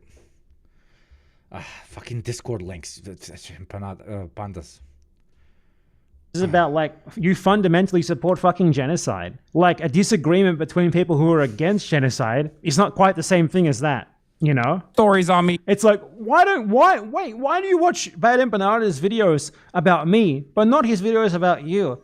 Well, like, Ethan understands this as, like, interpersonal. He doesn't understand anything but that. For him, this is all little more than, like, a personal spat between him and Hassan Piker with Israel-Palestine as a background. For everyone else, it's not... Exactly. For everyone else is realizing that this guy with a massive and very influential platform should be either motivated to change his opinion or, in a way, completely, debunked so that people don't take him seriously on this particular topic anymore, and arguably on any topic anymore, because when you've dedicated 365 days plus on defending a genocide, you should, nobody should listen to you even when you do, content that people watch while taking a shit. Not that at all. For everyone else with a fucking brain, with a functioning, like... It's pretty up there on cancelable offenses, but as we all know, canceling is not really a thing anymore, so... neuron or two, which I guess you technically need two, don't you? You need at least two. Everyone with at least two neurons, who Ethan Klein is not encompassed in that group of people. The U.S. will apparently stop bombing Yemen. J.D. Pond Dawn strikes again. U.S. says we'll stop bombing.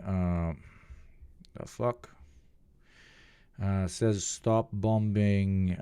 President Donald Trump said on Tuesday that the U.S. will stop bombing the Houthis in Yemen after the Iran-aligned group agreed to stop interrupting important shipping lanes in the Middle East. Okay, well then, did they though? In the Oval Office meeting with Canadian Prime Minister, Trump announced the Houthis have said that they no longer want to fight, but did not elaborate on the message. Oh my God, he signed a deal. We finally have a deal. I don't know. Let's see. This is very, very new news. The exact opposite. For them, the foreground is Israel-Palestine, and the interpersonal drama shit is in the background. It's a complete different approach. So it's like, why does like fucking Hassan Piker watch my video like debunking your fucking Zionist propaganda, but not my video like talking to him about like better anti-Zionist strategies? Well, maybe because one of those is like way more direct, way more important, and also specifically fucking relevant to you, having targeted him for a deplatforming campaign for like the last fucking year. 110 stories about Hassan Piker. How much time do you think it makes an Instagram story? Wait, Pandas is sending me a new soundboard.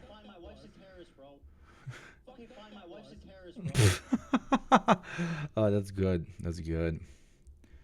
Downloaded. Nice.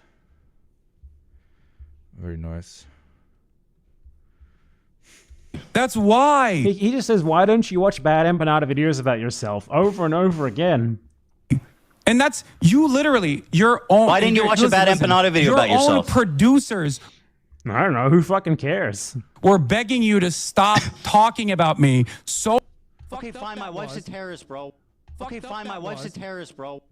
Okay, fine. My wife's a terrorist, bro. Nice. Thank you, Pandas. So much so that you had to set up a separate war room where you only talked about me. What? And that's what happened, right? Because you. I think this was the funniest part as well. This was so funny. You want to target the crew more? Like, you want to target the crew? Like, he's like, you know, the rent-a-friends, why not? These other people who aid and abet me on my YouTube show where I spread Zionist propaganda, they're off limits. How dare you target them? I mean, no? What the fuck kind of a talking point is that? It doesn't make any sense. Your logic is nonsensical. I'm not targeting the crew. He's not targeting anything. It's fine. I have a tremendous amount of respect for the crew. They are. Then you shouldn't, Hassan. You shouldn't. You're a fucking moron. They're sitting there day in day out enabling Zionist propaganda. Hassan, you fucking idiot. Hey, Bad Empanada called AB a house slave. He is a house slave. He literally rent-a-friends. That's hilarious. Actually sits there obediently feeding you pro-genocide talking points. What? Bad Empanada called AB a house slave. He's wrong. What the fuck do you want? No, I'm fucking not. No, he's not. Hassan Piker's a fucking pussy. No, he's not either. Oh, come on. Stop being fucking idiots, guys. Just kiss. Kiss!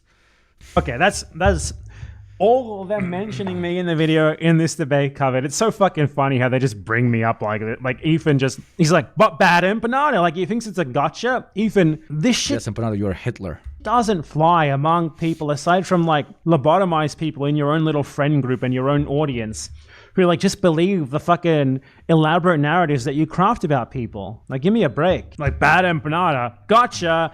He thinks like invoking my name is like an instant win. It's so fucking funny. Very funny. Hello, everyone. Let's continue. Sorry, I'm on the Empanada grind set, bro. Today I'm on the Empanada grind set. Empanada's about to send me a cease and assist because I shouldn't cover his shit anymore.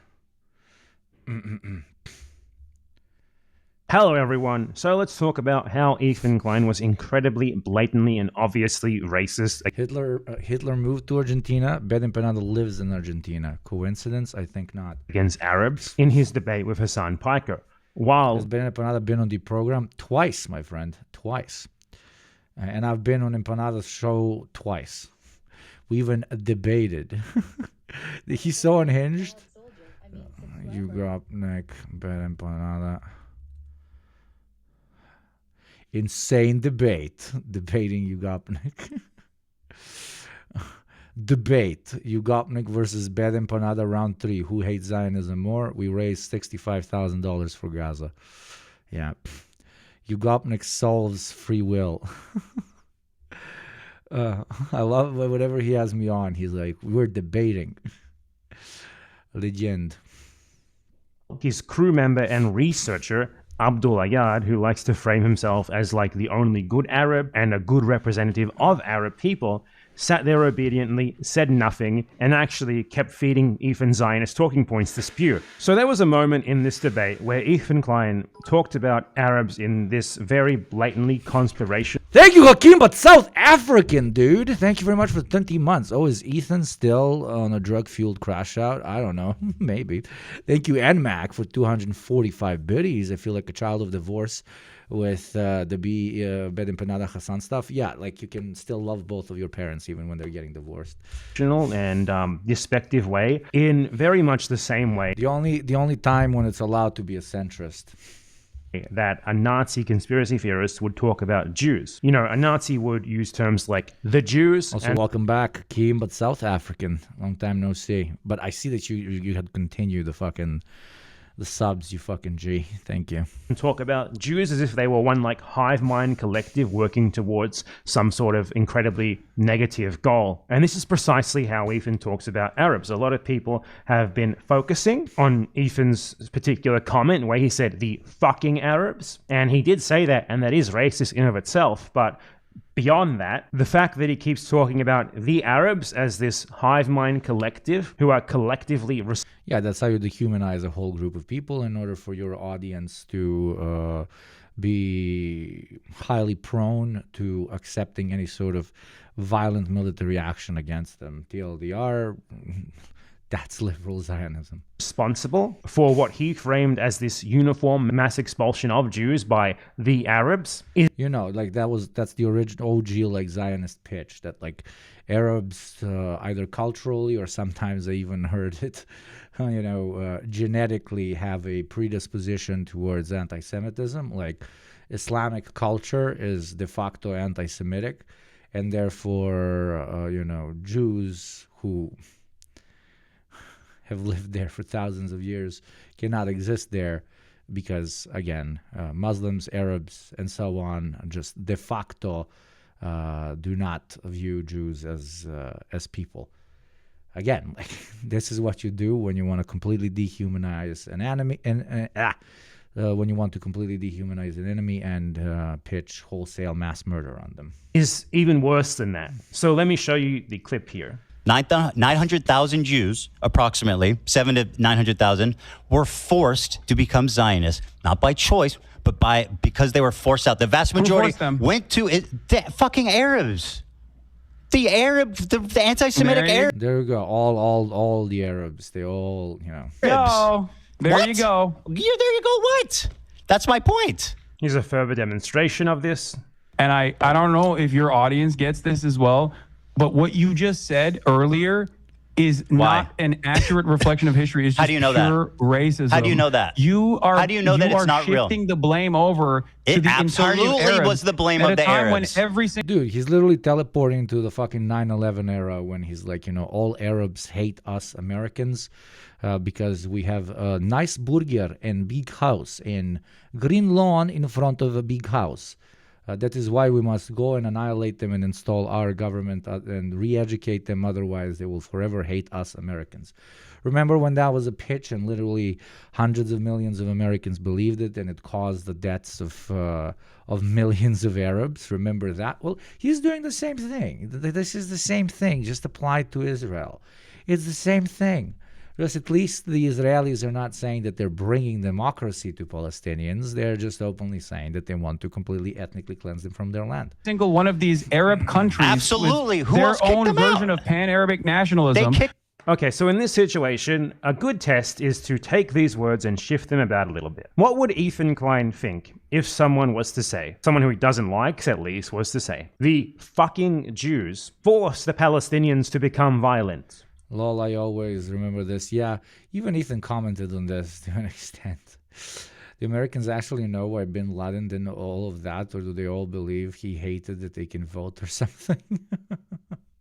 Or something like that. And then he kept going. And obviously, fuck bin Laden. Like, all my homies hate bin Laden, but it's not as simple as the guy was just like, oh my God, they're wearing miniskirts and they're eating pork.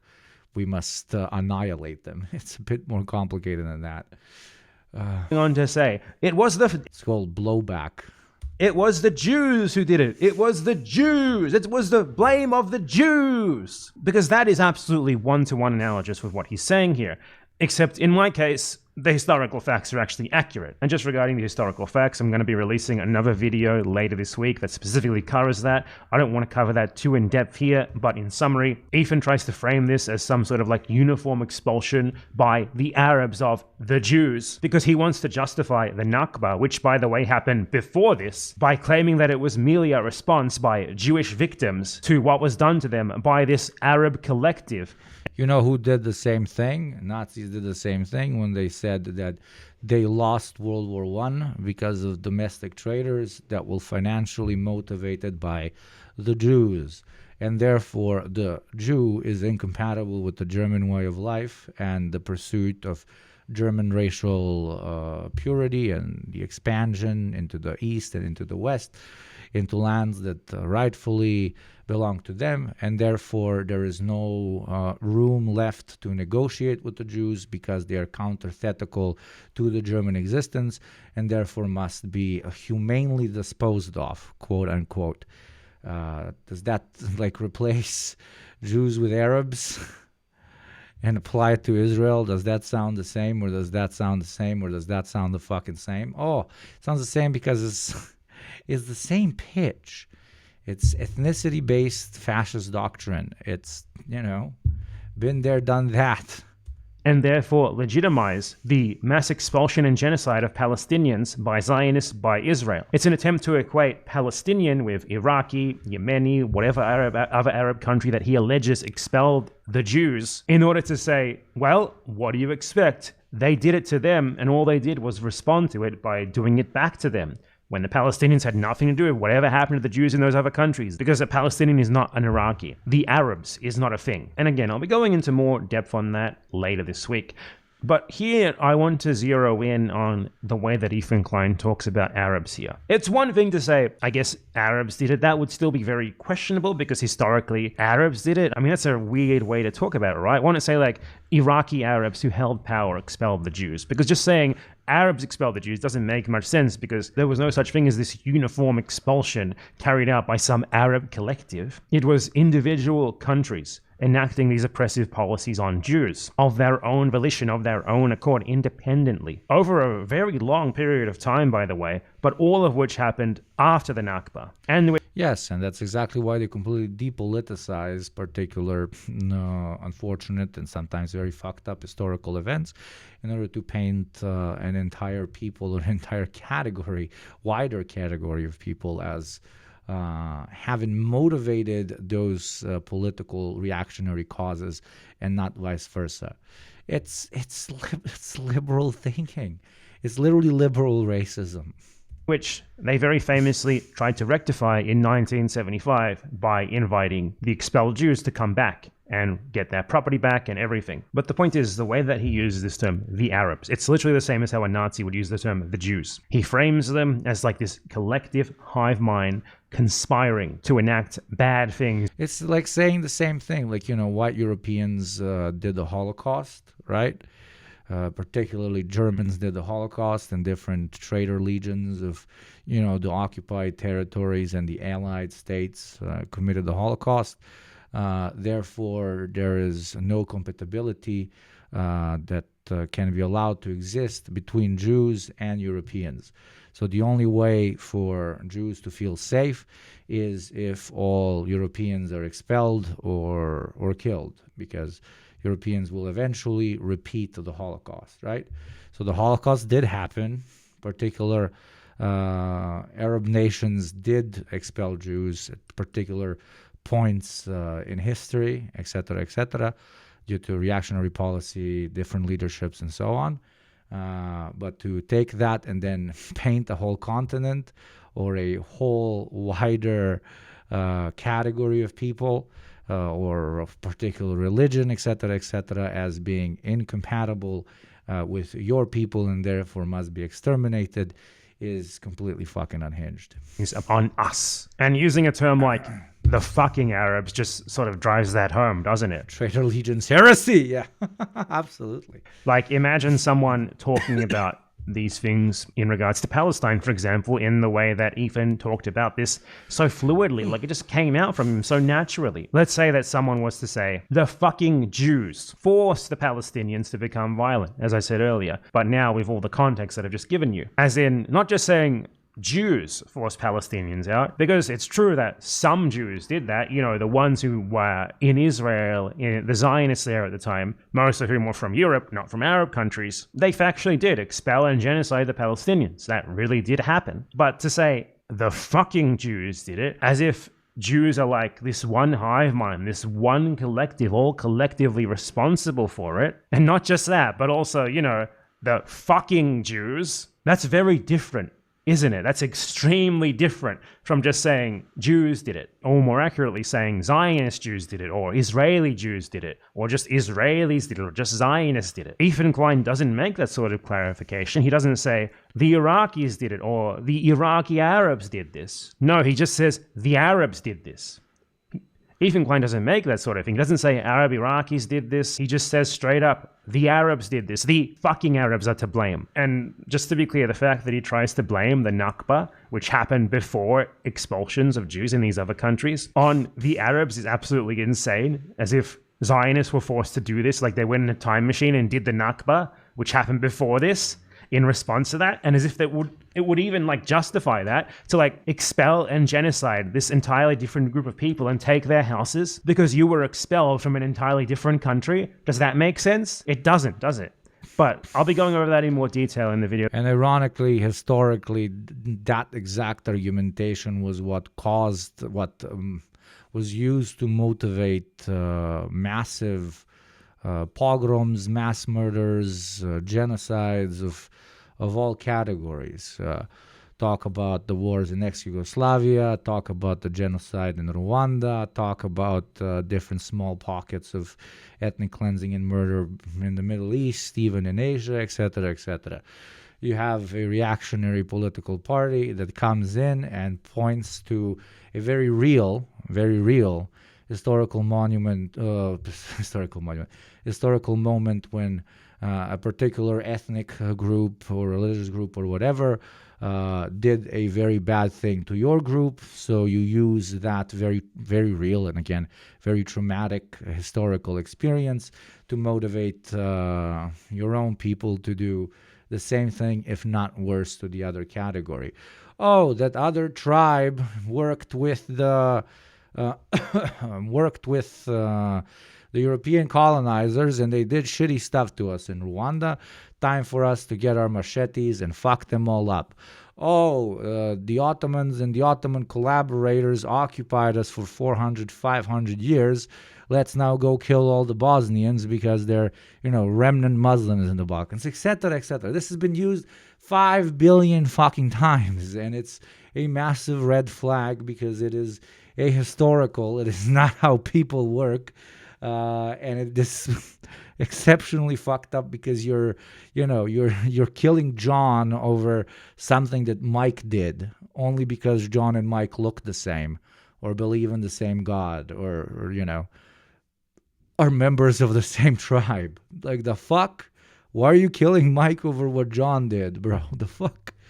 That I'm releasing on this topic later in this week. My main point of this video is that Ethan Klein talks about Arabs in the way that a neo-Nazi talks about Jews. Once you see it, you can't not see it. And these sorts of tropes, like this collective Arab, like hive mind identity thing that Ethan Klein talks about here, are being weaponized in this very day by people who ironically proclaim themselves as like staunch fighters against anti-Semitism, like Ethan Klein.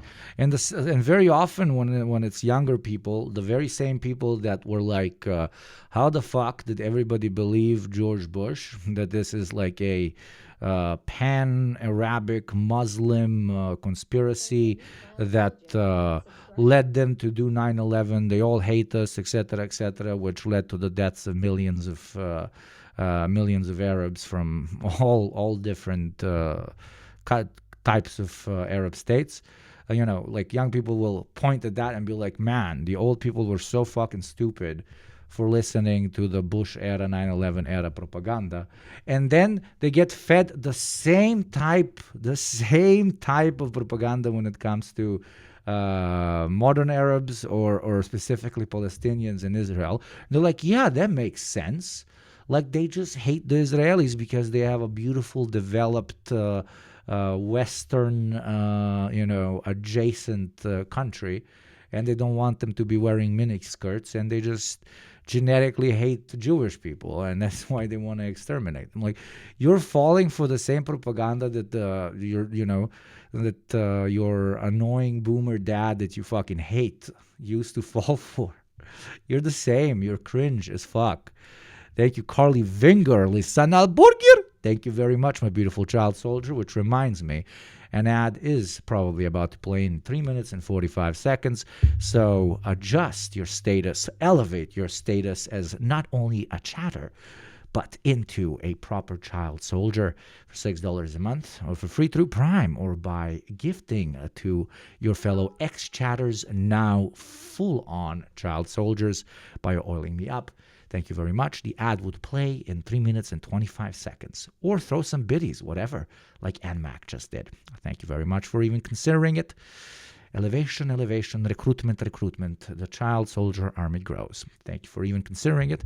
Now let us continue. He weaponizes Nazi-style tropes against Arabs in order to justify factual... My life has improved greatly since becoming a child soldier. There you go. Told you so. Thank you very much. Thank you very much, Luciferian chatter. Actual, currently, present-day, ongoing genocide against Arabs, which he, in this very debate, pretended that he acknowledges as the genocide. Basically, the bits buy the guns for the child soldiers. You're a investor into the child soldier Yugopnik army, and if a subscription is actually joining, right? So we thank you for your service, both the actual... front fighters, but we also thank our YugopnikTwitch military-industrial complex that supplies them with their weaponry through good old biddies. It's like a Nazi proclaiming... Plays in 2 minutes and 20 seconds. ...himself to be against the Holocaust, and then going on to talk about the atrocities of... What if I don't have any money? You beg someone else in chat to give you a subscription, and they basically recruit you. It's like a pyramid scheme, but it's an army, right? Thank you very much. 5 Anner, there you go. Welcome to the community, friend. Thank you for the Prime. The fucking Jews. It's absurd. So I just want to note as well, importantly, the role of the H3 podcast crew in enabling this, particularly one particularly horrible member of the crew, Abdul Ayad, currently in Los Angeles, California, previously from Dearborn, Michigan. He also goes by the screen name Starkiller with an A, not an ER. And he also goes by the nickname AB. This guy himself made an extreme... Yeah, I've been on this grind from the beginning. I completely agree with Empanada. Like, the Renta friends, they're as bad as Ethan. Like, bro, what are you still doing there? And the craziest thing is I will die on this hill. I'm sure they all got, like, promotions after after Ethan started going on his whole fucking Zionist phase. Because they were like, yo, bro, we're no longer talking about vaping or about, I don't know, whether Katy Perry had a breast reduction. We're talking about serious shit now, and I'm getting some flack by my family or over on Twitter.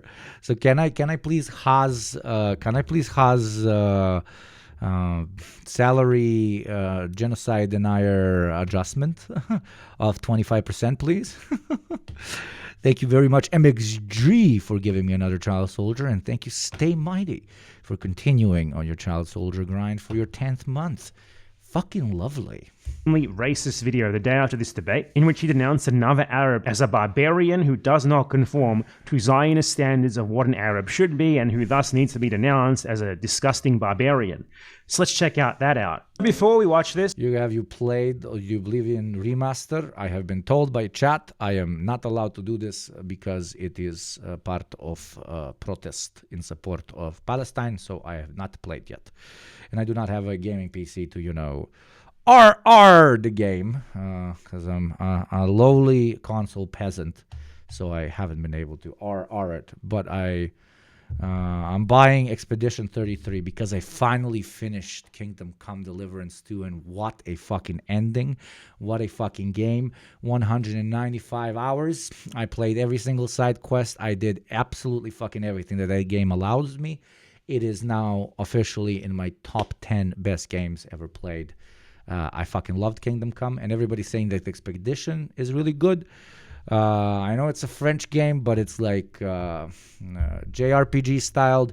I'm a bit skeptic of JRPG games. Not my vibe, but I'm gonna get it. It looks cool, so I'll try.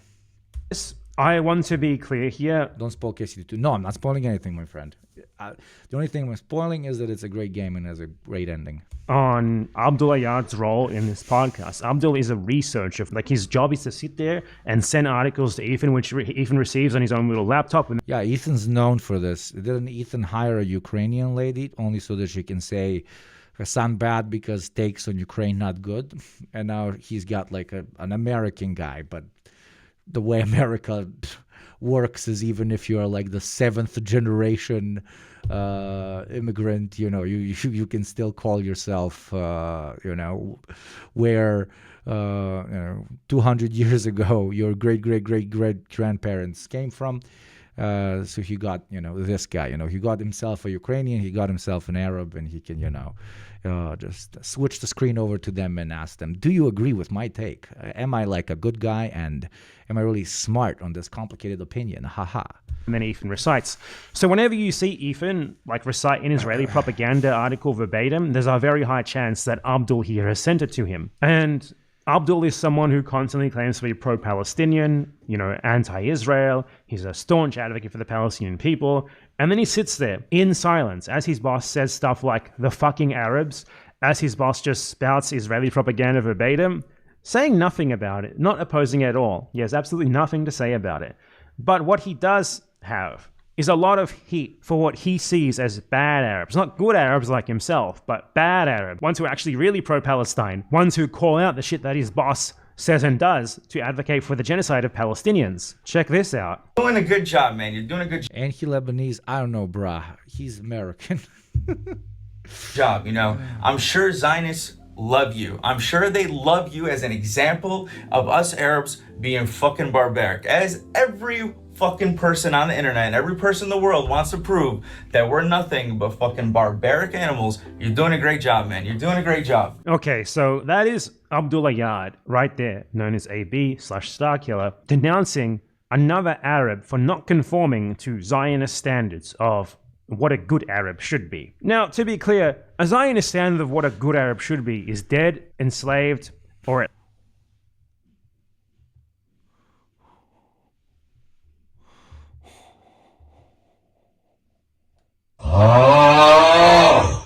Whoa.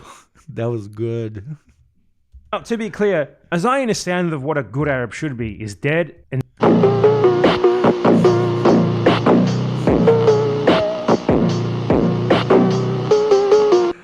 Woo!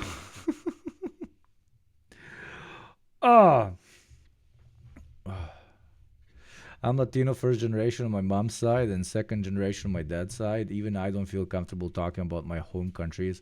Saying Americans make careers as experts while being so far removed from their heritage. Absolutely, my friend. And I respect you for it a lot.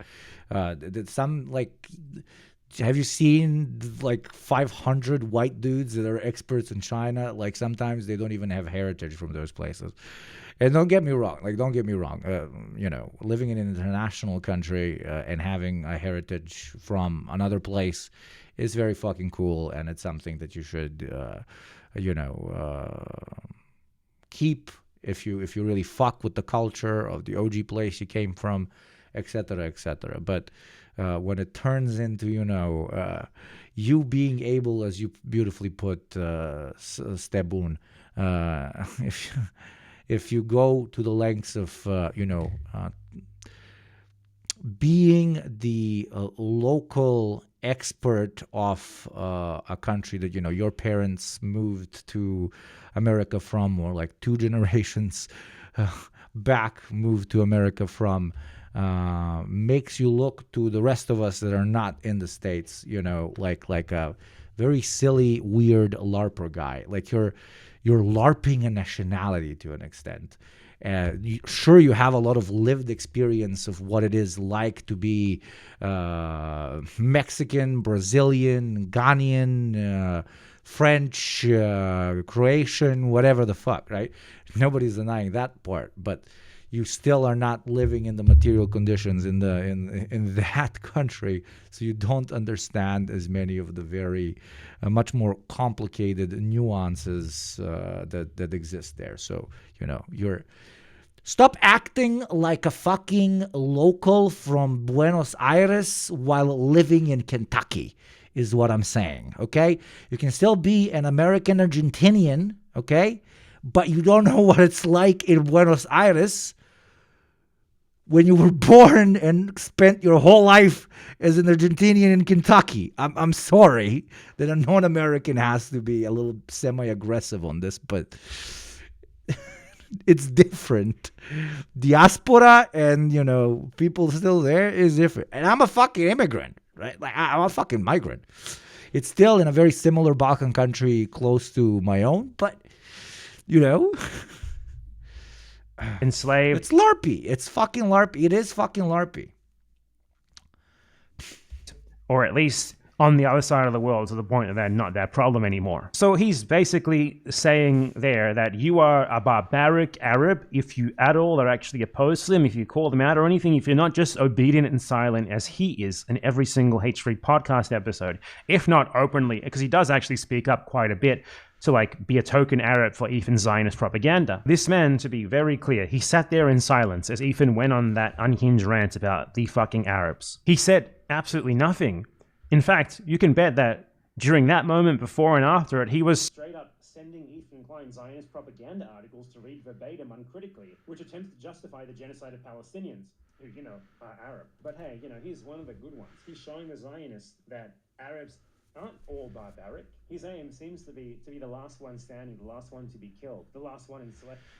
Can I be the spokesperson of the Mexicans? Of course you can, MXG. You're my Mexican child soldier, my friend. And that sounds as bad as it is.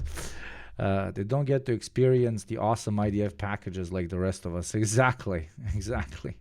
Yugos Albanian. Shipsharot. Shkie.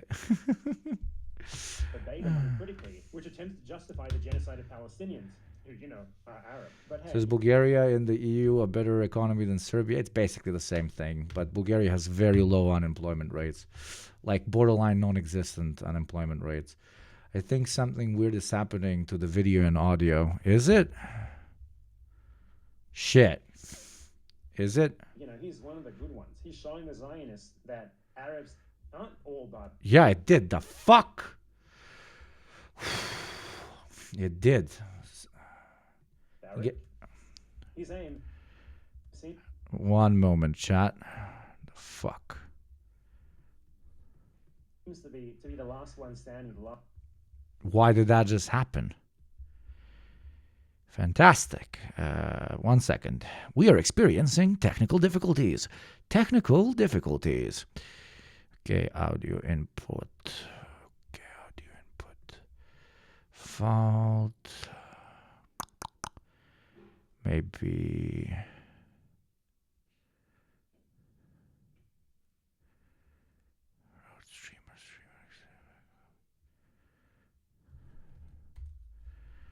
The Futsk. 1 moment. Wonderful. A new child soldier. Subscriber. Let me try this. Apologies, chat. I don't know why that happened. Okay, screen capture. Jesus. Not like this, bro. Window capture. And now, okay, like this, like this. Last one to be killed. The last one enslaved. Okay, I think we fixed it. Let me just readjust. That was strange, chat. Deepest apologies. Deepest. Look at your professional streamer. No longer an unk. Can fix thingies really good.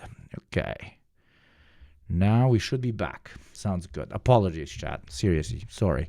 Thank you, BNC. I'm Argentinian and approve this message. Absolutely. Thank you, BNC, for the 3 months, my friend. Okay, it's better. Okay, your unk is learning. Okay, your unk is learning. It just like stop. Like 99% of the time when something breaks, it breaks for no fucking reason. That's why it's so confusing. It just glitches out. Like this. Let's have Empanada's face right in our face. Why didn't you tell me that my glass... Wait, let me move my subscription glass. Oh, I had quite a few subscriptions.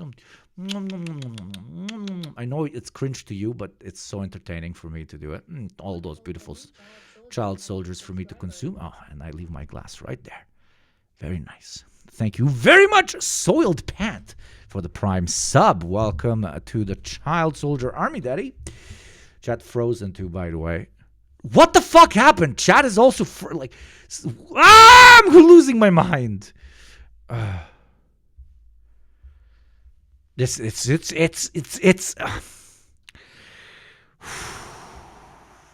a joke. This is a literal joke. Okay, let me do this. Let me do this. There you go. For absolutely no reason, in real time, as I'm talking about it, it's glitching out stuff.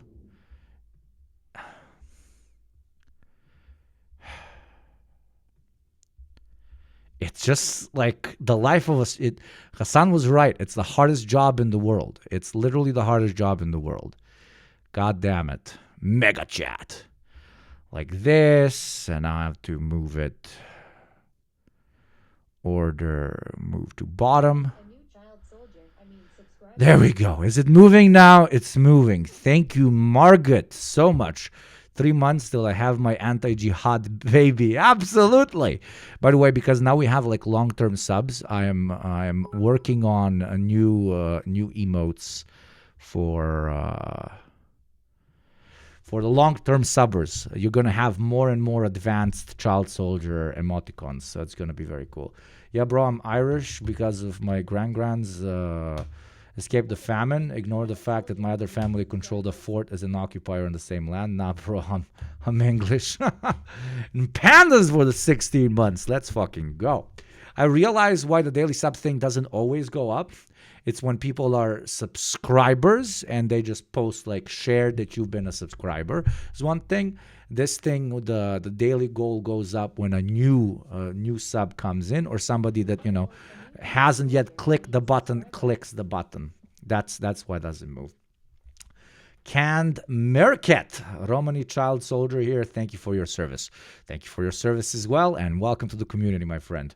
Lovely to see you.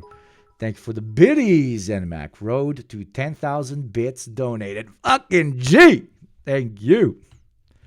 Last one murdered. Last one. Say badges or emotes. Badges.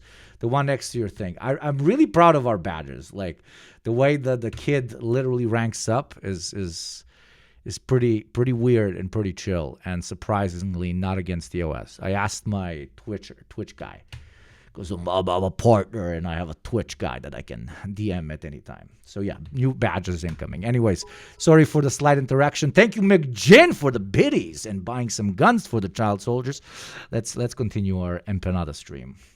Expelled. He's going to show them that Arabs can be what they want them to be. Obediently expelled and marginalized for the benefit of the Israeli Zionist ethno-supremacist state. Good on you, man. In 4 years, it'll be like an old man. Zionist that Arabs aren't all barbaric. His aim seems to be the last one standing, the last one to be killed, the last one enslaved, the last one murdered, the last one expelled. He's going to show them that Arabs can be what they want them to be. Obediently expelled and marginalized for the benefit of the Israeli Zionist ethno-supremacist. I mean, Iraqi, and I was born there, but I came to America as a young kid and have become very westernized. Can I still call myself Iraqi? 100%. Even if you were third generation, you can call yourself Iraqi, but you lived in Iraq, and you can talk more about what it's like in Iraq than some dude that's 5 generations in Kentucky. That's my only point. But yes, of course you can, man. It's a state. Good on you, man. It's just obscene. Yugo is now Irish, honorary Irish. Dude, the Irish are Western Slavs, and the Balkan Slavs are the East's Irish, okay? But in general, both the Irish and the Balkan Slavs are also South Americans, okay? Balkans are Latino Europa. That's how I like to call it, okay? There's even a song. It's a bad song. It's not a good song. Latino Europa. It's not a good song, but it's literally called Latino Europa. He's talking about the Balkans basically being Latino Europa. It's an old song, okay? 6 years old. Naručuje martini, ne zna gde je, kaže ubila je vodka. Pijani na vini, čak i naše kurve dolaze iz bloka. Wait for it. Crveni karmini, plave kose oči, zelene ko slatka. Mirišu Karibi, kažu da je Balkan Latino Evropa. Latino Evropa. Zvoni mi telefon, zaradio sam evro, reke su na gasu, u ruci mi je servo. Fucking Relja, bro. Relja. 63 million views, by the way. 63 million views.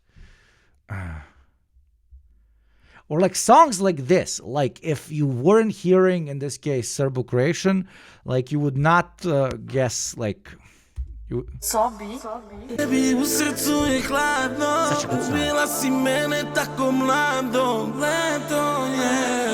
This is such a fucking South American vibe. Just wait for it. Leto je, a tebi u srcu je hladno, ubila si mene tako mlado, leto je. A ja pijan lutam ovim gradom, tužno moje leto, pevaj sa mnom. It starts in 4 minutes. It's summer. Latino Europa. Subscribe to become child soldiers of Latino Europe.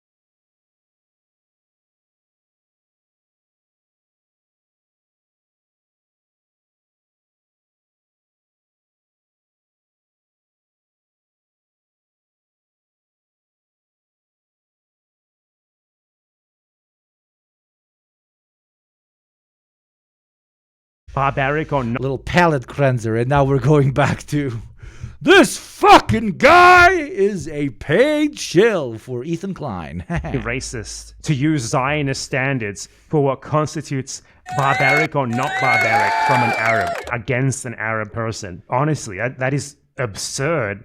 And that he sits self-righteously in his bathtub, slurring drunk through his veneer, saying that is just comical. It's not even offensive. No one could be offended by this guy. His job is already to sit there obediently, totally in the control of a 5'5" Zionist stick figure high on a Ozempic all the time. Getting offended by him is kind of impossible. What he said was offensive, but taking it from him, you just can't really get offended by it. Because he's already so pathetic. Like, Ethan Klein himself is beyond pathetic, and this guy is even more pathetic. Abdul Ayad has previously complained that I called him a house slave. Ethan Klein constantly brings up that I called him a house slave, as if, like, that's just transparently, self-evidently wrong. I want to take Okay, what did a house slave do? A house slave made sure that the slave owner can do his job at the best of his abilities when it came to the management of other slaves and the management of the household. So he would assist a slave owner in expediting the growth of a slave owner business. If the current business model of the H3H3 podcast is active dehumanization of Arabs and a Zionist pro-Israeli and pro-genocide pitch, and they have an Arab that stays there all the time and agrees with all of their takes, what is that Arab doing? He is better helping a Zionist make money. How does he make money? Through streams and podcasts where people give him money in order for him to spill Zionist propaganda, which directly harms who the most? Palestinians in particular, but Arabs in general. Yes, so by those definitions, chat, do we agree that he is a house slave? Do we agree? I want yeses and nos. I want yays and nays in chat, okay? Is this gentleman, he's a snitch.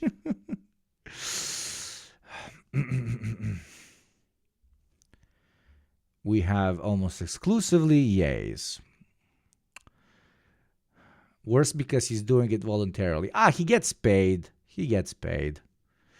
Thank you, McFat Butt, baby. Stop it, pop it, Jimmy. Thank you, McFat Butt. Sorry for not seeing it for a second. Thank you very much for the sub. That back, though, and I want to deeply apologize. He chose to be there. I guess. True. He's worse than a house slave because a house slave can't leave. Holy shit. Oh, fuck, you killed me with that one. You murdered me with that one, Ira Zebra. Jesus. Apologize. Oh, fuck. For what I said. To house slaves. Because it's a completely unapt comparison. Abi Ayad is not like a house slave. House slaves were forced into that position. They might have been privileged and treated... Chat, why the fuck did you pre-watch, you motherfuckers? Pre-watching chat. Why do I have pre-watchers in my chat? Okay? I'm Hitler's top guy. That's you, chat. Better than other slaves. Okay, fine, my wife's a terrorist, bro. But ultimately, they were still slaves. They didn't really have that much of a choice in the matter. Abi Ayad is not a slave. Abi Ayad is an employee. He can quit his job and go get another job. So he's not like a house slave at all. He's also not like a capo. Because ultimately, capos... Stream more. I will do my best, my friend. I will do my best. Well, they did betray their... Just have so many fucking... I will do my best. Fellow concentration camp inmates. They were still concentration camp inmates. Abi is not an inmate. He's not a slave. He's there by choice. If there is a term to use for someone like him who does this by choice, for collaborators like this, none of them come to the top of my head right now, so I'd like to coin one here. It's a snitch or it's a shill? ABA. It's, come on, there is a term for it. It's useful idiot or whatever. But useful idiot usually implies that the guy's just dumb and naive. I don't think that's the case here. Yard is an AB a yard. This is the new hot term for collaborators just like him. Now, he said in the past, hey man, I'm just trying to feed my family. What I'm doing here is morally neutral. I'm just doing this for the money or whatever. If you were doing this Grifter, yeah, grifter. Grifter's a bit weak, but grifter could work. For the money, then why are you, on your own volition, making a video in a bathtub where you accuse other Arabs of being barbaric for not conforming to the Zionist standards of what an Arab should be, which is dead? Obviously, you're totally in on this, and it wouldn't be okay even if you are just... And every ethnicity has this. Every ethnicity has people that will make entire careers off of going up on either Western mainstream media or either write fucking articles or join some sort of fucking think tank, etc., and be the, the useful idiot, the grifter that is going to be continuously talking about how, fucked up his own people are and how something must be done, blah, blah, blah. Sitting there meekly for a paycheck, because you still be enabling this. He tries to frame himself as like a poor working class man desperate to put food on the table for his starving family. He's making 6 figures minimum off this. Not even to count like the other social media money that he... 6 figures? You think he pays them so much? Jesus Christ. What in the name of the grift?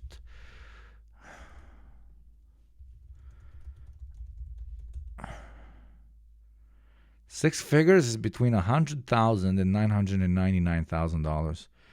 What in the grift, bro? He makes off the fame that he has generated from this podcast. He could leave at any time. He could quit at any time. He doesn't, though. He does, from what I heard. When do I get my 6 figures, Hugo? Because he likes to be there. He likes to be the token Arab. He likes... You need to pretend you're Albanian, so I criticize you constantly and you agree with me. And that's how. To be the smiling Arab face to Ethan Klein's genocidal Zionist propaganda. He likes to be the smiling Arab face to sit there obediently as Ethan Klein rants about the fucking Arabs, as if they're a hive mind collective, like how a neo-Nazi would talk about the Jews. There is no insult for this position that I know of. There is... As a chat union representative, the people are demanding cat book.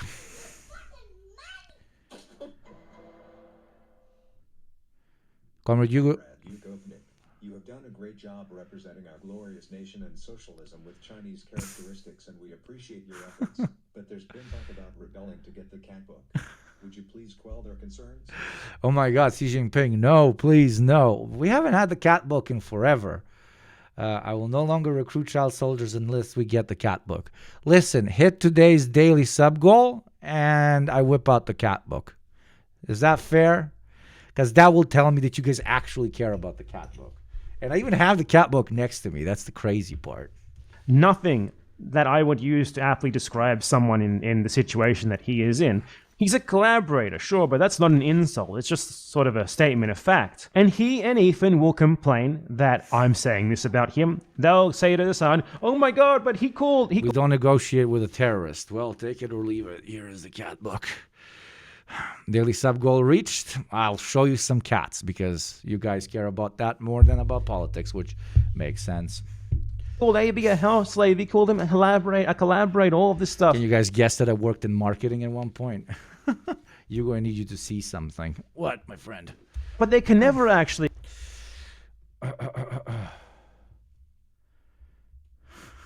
Freda, what have you posted? By the way, I gotta post the Freda episode. If I get a hold of a time machine, I'm going to 1921 and showing Hitler that his legacy is shut-in pedophile Catholic LARPers boasting about race mixing with fetishized creatures that don't exist.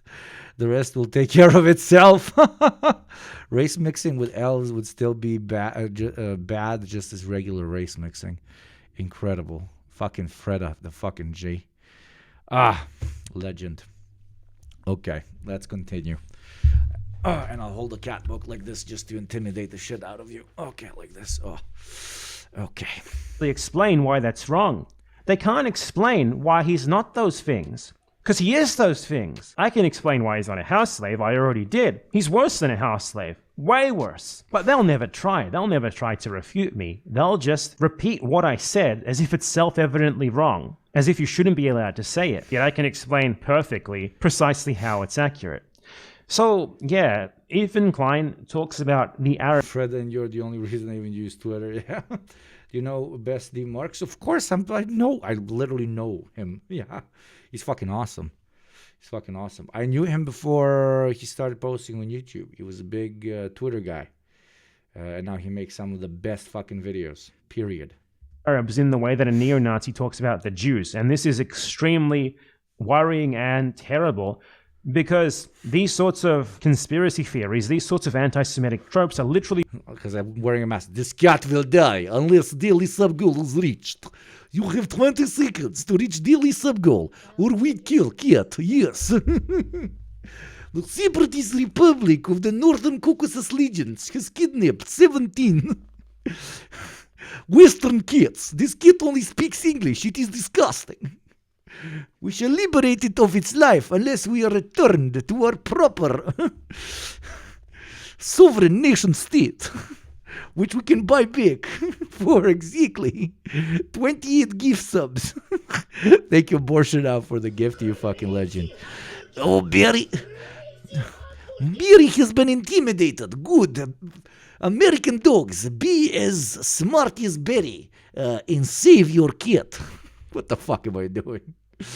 The Northern Caucasus regions shall not be intimidated by this Yugopnik child soldier army. You are not enough. Only 100 child soldiers could potentially save the kittens of the Western empires. Being weaponized. Amazing bit. Was it, or was it just incredibly embarrassing? Against Palestinians right now to justify genocide. And that is what Ethan... They get a G! Oh, you might actually get the cat book. That's fucking sick. You got 7 more, you fucking beautiful fuckers. Klein is doing here by spreading them. And that is what A.B. Ayad is helping to enable by sitting there obediently as Ethan Klein does this, as the smiling Arab face, signing off on Ethan Klein's genocidal Zionist propaganda. Not just signing off on it, but actively sending him Zionist propaganda articles to parrot to justify the genocide. So yeah, what else is there to say about these people? Be on the lookout throughout the rest of this week for me debunking Ethan Klein's disgusting Zionist propaganda that he spread all the way throughout this debate with Hassan. Thanks to all of you, except Abdul Ayad. Ha ha ha! Pissy and mouthy. Pissy and mouth. He has another one. Let's milk because that is absolutely one-to-one analogous with what he's saying here. Destroying Abayad H3's obedient token. And Mac with a 245 and a hype train, baby. And as we all know, when a hype train begins here on YugopnikTwitch, you get what? You get Chinese TikToks. For as long as it lasts, only tough people lasts. What does that mean? For as long as the hype train lasts, we watch some edgy Chinese content. Indeed, indeed, indeed. But also because you've been so good, and yes, you have 7 more gift subs, but I'm not that greedy. Let me give you a little bit of the cat book. Da-dum dum da-dum. Da-dum dum da-dum. Do not say I am not a kind master. Indeed. Let us start with page 1. It is Tiny Little Kitty in spaghetti. Why is Tiny Little Kitty in spaghetti? Because it's an Italian kitty. She's walking over here. Then next, we have the original title, Cats and a thing. Wait. 2 kitties fighting or not fighting, you see. The subjectivity of perception. The subjectivity of perception. Benito Mussolini. Here we have baby kitties. Right before they get propagandized in this or that view of the world. You see how they all live together. All different creeds and races. Understanding that their feline nature is what unifies them and not divides. Truly, truly incredible. Literally destroyed racism today. Next, we have a guy with kits. This is the guy that took the photos. Wait, let me... Next, we have small, beautiful bourgeois cat, okay? Potential ally long-term if motivated not to become a dirty capitalist like that. This is literally what Friedrich Engels once looked like. Oh, this is a real throwback. We used to do this regularly. Here we have a regular Joe cat. This is me as a cat. A little bit chunky, but very strong. But a little bit chunky, and also kind of nice, but also kind of evil. Very nice, very good. Crazy hamburger! Crazy hamburger! Oh my god, pizza famine! Let's fucking go. Even reach the goal, and the hype train continues. So you're gonna have some Chinese TikToks as well. Here is a hungry cat. Where the fuck is my food, you piece of human trash shit? Give me my food, or I will literally scratch the door every fucking morning at 5 a.m. so that you fucking hate your life. This is a cat realizing its current position in the class dichotomy. Right next to it, we have a normal angry cat. Okay? You draw these? Yes. I took photos of all of these. I'm kidding. I didn't. I wish I was that talented. And your final kitty is a very beautiful kitty. It's a very, very pretty cat. This is a very pretty cat. Hope you like it. Thank you, NMAC, for the 245 billies as well. Level 6 hype train. Now let's give the Chinese TikTok people what they want. Are you guys happy? Did you get some cool shit? You got some cool shit. Cat a jumper. That cat jumps. Oh no, the cat is going to jump. Okay, let me just set it up 1 second. For as long as the hype train lasts, we watch Chinese TikToks because why the fuck not? It's a great fucking idea. Boom. Move to top. Let me just see if the audio works. Super Idol! Super Idol! Thank you, Stay Mighty, for the gift sub, my friend.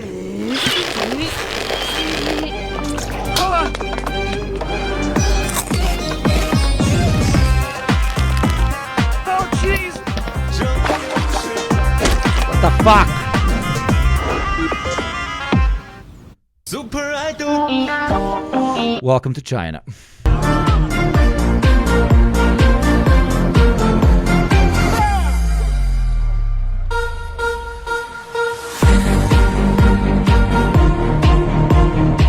Patriotism, but based.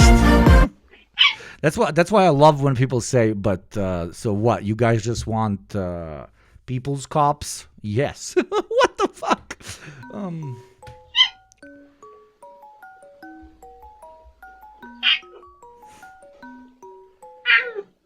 You see, that was the cat I talked about earlier.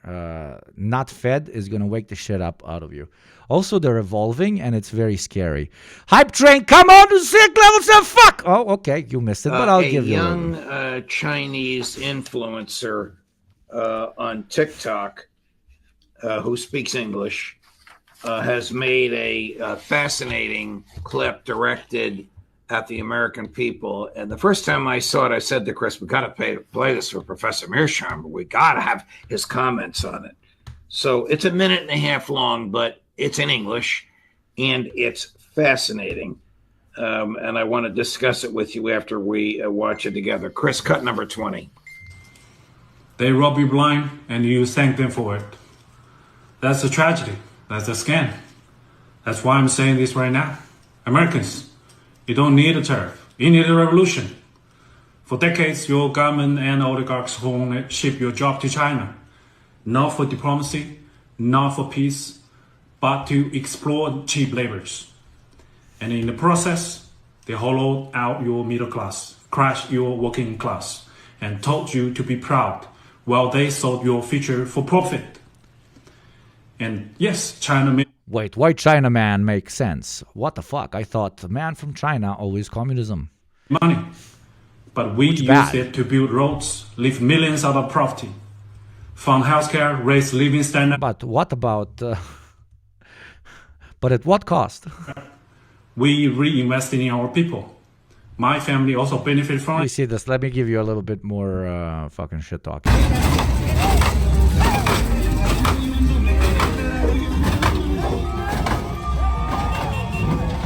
This is what I love about humans. A guy was like, what if car A new child soldier, subscriber. jump? What if car jump? And we're like, yeah, what if car jump? Let's make a car jump. And then we made car jump. And that's awesome. Like, that's awesome.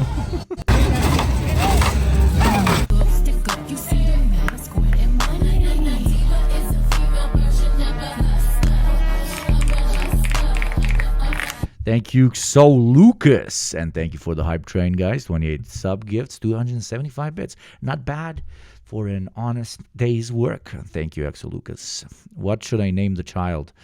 Number 784. And for the child support, you gotta send me the code of the child, day of birth, and very importantly, region. Okay. Because I change how much child support I give based on the country you live in and the cost of living in that particular country. That's what my lawyer told me I can do to minimize it. I know that for a long time I haven't been paying child support to all my 9 months plus subscribers, but I now have to come to in the open and say that a lot of them came together. They had a class action lawsuit, and I lost. And pretty much 100% of everything I earn here on Twitch goes for me to pay alimony to all of the children of my child soldiers, which sounds disgusting.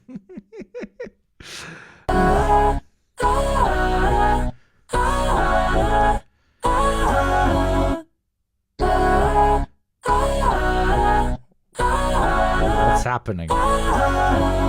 Is she catching a drone? Yes, killing a drone.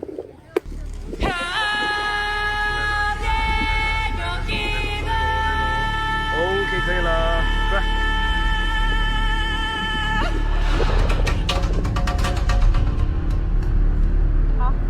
This is cringe.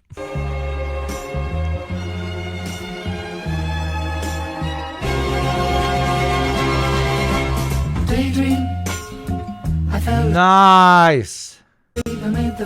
I love this. This is metaphysics. This is pre Salvador Dali. This is great. A couple of hours. 哎呀，太乖了，这是什么东西啊？小海豹。No, it's not surrealism. Surrealism comes afterwards. 太乖了。Oh my god. So cute, so cute. Okay, that's what you get. The hype train has ended. We go back to our regularly scheduled broadcast. I'm not gonna start it from the beginning. I'll go to some spicy part, like this. Cat book was my first union experience. I am impressed. You guys managed to bully me into it, but also you were very chill, especially the lovely Oilers, who then ended up hitting the daily sub. So basically, I was pointing a gun at you and being like, "Hit the daily sub, or I'm not fucking playing any of this shit. I'm not doing any of this shit." You were like, "No, bet we're not gonna do that." And I did it, and you guys still oiled me up, which is extremely respectful. Like, no joke, that's extremely respectful. And I'm very proud of the community we're building. You guys are kind of chill and mostly not weird. Dare you lie and say that I did not show what you said? I did. You were just a fucking liar. Could you please get a cat? At one point, I will get a cat. I'm just like, I bought this flat. It's just like most of the stuff is new, and the cat will fucking annihilate the shit out of it.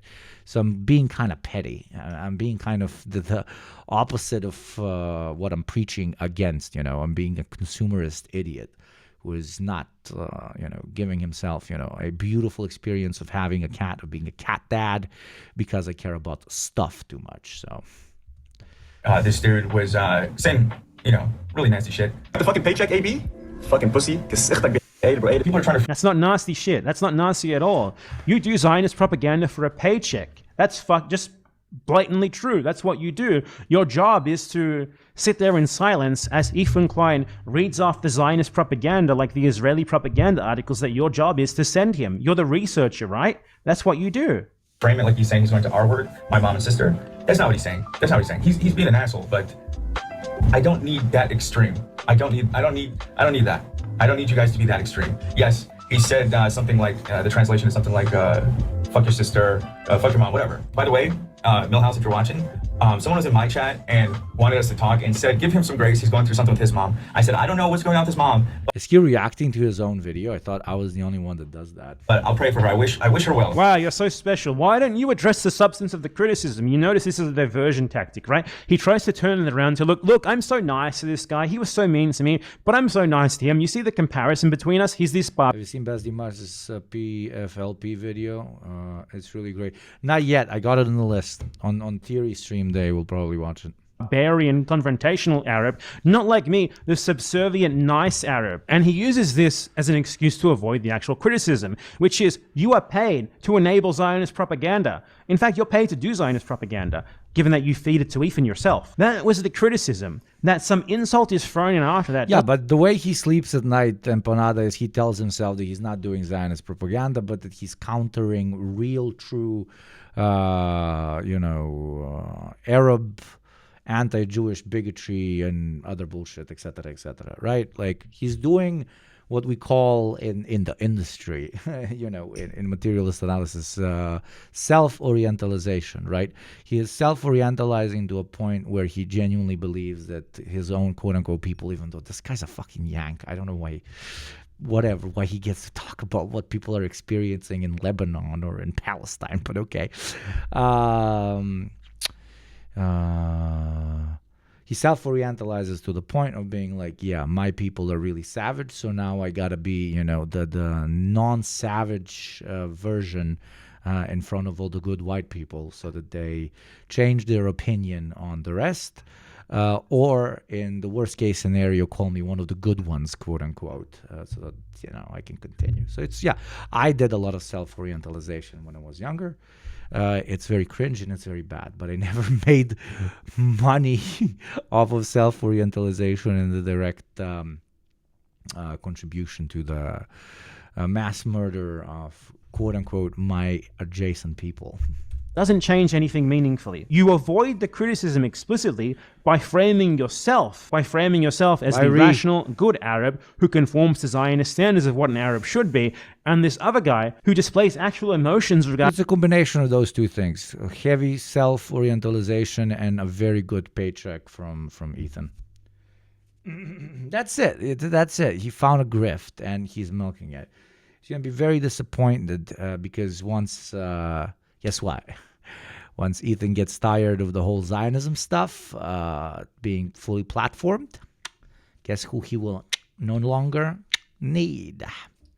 But hey, I'm ready to put 100 subs as a bet on this. Somebody clip this and send it to me in 2 years when this guy's fired, because, they no longer need a good Arab to tap on the forehead and say, oh, look, he agrees with us.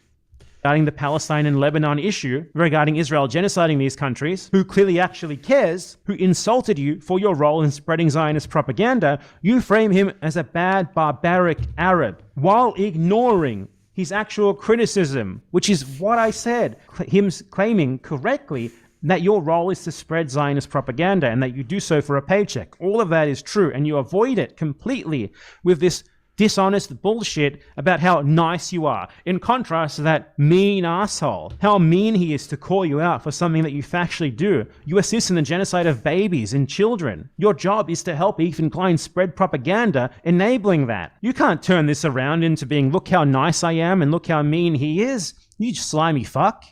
And the next time I see a clip of you, you're saying, fuck my mom. But yeah, I love how the counter argument to somebody telling you that you're fucked up because you are, literally assisting in people pitching genocide as a valid military response. And your counter argument when somebody tells you that what you're doing is very fucked up is you're being very mean. Don't say these things to me in a very mean tone. It's therapy speak. Like, this is therapy speak, being like, no, I am talking, okay? I am talking, and like, show me some respect. No, respect is earned, my dude. No. Hey, good job. You're doing a good job. Honestly, you know who wants to fuck your mom? Ethan fucking Klein. Let's play the clip. Your boss sexually harasses your mother on his podcast. Was it as weird as him talking about what's weird about love? Being breastfed by my mother? There's nobody else that's partaken in your mother's breast milk.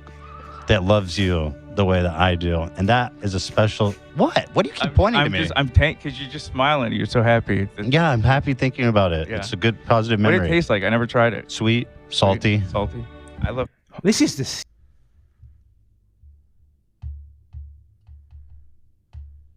They ask you how you are, you just have to say that you're fine when you're not really fine, but you just can't get into it because they would never understand. FBI, open up! How about no?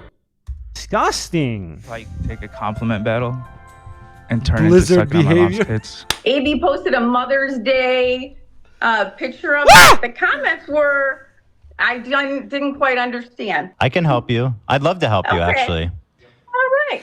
I've actually dreamed of helping you. That's wonderful. There were some... Okay, I'm not watching any more of this, but you get the fucking point. He has nothing to say about Ethan Klein screeching about the fucking Arabs forcing the Zionists to genocide them. He has nothing to say to defend his mother's honor when Ethan Klein openly expresses his desire to have sex with her live on stream right in front of him. But someone just says, fuck your mom, like, you know, a generic insult. And he has a lot to say about them. He gets called out for sitting there meekly and saying nothing as Ethan Klein rants about the fucking Arabs. He has a lot to say about them. You notice the pattern here? This... Heading out, chat. Gotta feed my grandpa. Buy and Mac. Buy and Mac. I hope you don't drink her milk. Because apparently is that what normal people think about? Like, I'm very open to kinks, but that's for babies. Man is trained. And also, like, how do you not immediately knock the fuck out? How do you immediately not knock somebody the fuck out when they come to you and straight in your face, even in front of a camera? So talking about your mom's tits and how they want to suck on them and drink the milk that's stored inside of your mom's tits. Chat, somebody comes up to you, like 1 meter away from you, in front of a camera, and tells you, yo, bro, your mom's titties? I want to suck on them real good. I want to take all the fucking milk out. How do you not immediately clock that person? How do you not immediately clock that person? Sorry, toxic masculinity, etc. I agree. I agree. Violence not good. Okay, I agree. But also fucking, I would clock that person. Fuck. In Minecraft, of course. Trained I will show them a clock. That's what I'm talking about. And obedient. And I have never seen anyone more trained and obedient than this. Good job, I'm sure Zionists love you. I'm sure they love you as an example of us Arabs being fucking barbaric. As every fucking person on the internet, every person in the world wants to prove that we're nothing but fucking barbaric animals. You're doing a great job, man. You're doing a great job. Yeah, Sparrow, as long as everything's consensual, people can do everything. I'm fucking chill with it. I will continue to defend you and try to steer away from that narrative. You're welcome. You didn't even address what he was saying. He did not address what he was saying at all. He's avoiding the point. He avoids my points in this video. It doesn't even show what I said. And he avoids this other guy's points as well, which is that he receives money to do Zionist propaganda. Do I need to break that down for you, you fucking moron? Do I need to break it down for the idiots in your audience?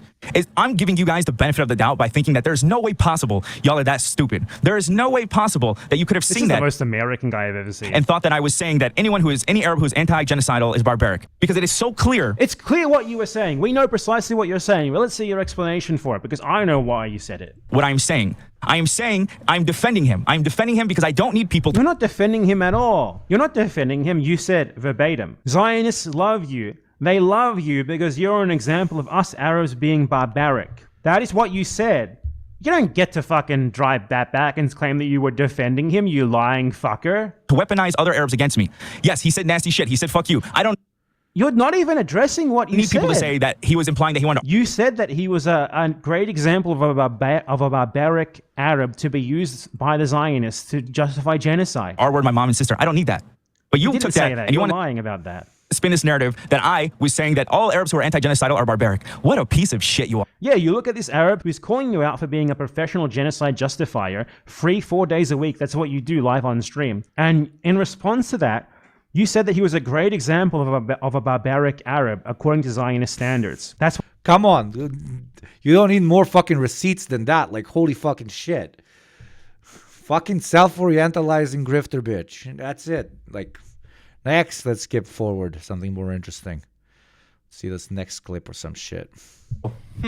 All right, fuck it. Millhouse, like, AB, I don't know, like, if you're afraid of, like, saying something about me, I'm not gonna fucking come after you, bro. I'm powerless. So there's nothing that I can do to harm you. Well, here, let me explain myself now. No, I'm not afraid to come after you. What I'm saying is I don't want to call out someone who's in Lebanon being actively bombed, no matter how much shit they talk about me. I mean, you're calling him by, like, a despective nickname that Ethan Klein made up to attack him.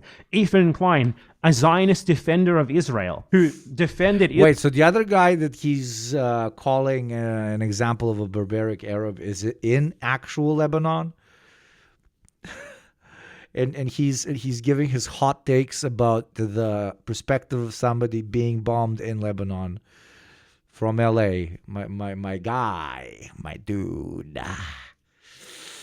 My guy, my dude. What the fuck are we doing? We have a word in Arabic for people like him. The youth means kakakul. Pure the youth, bro.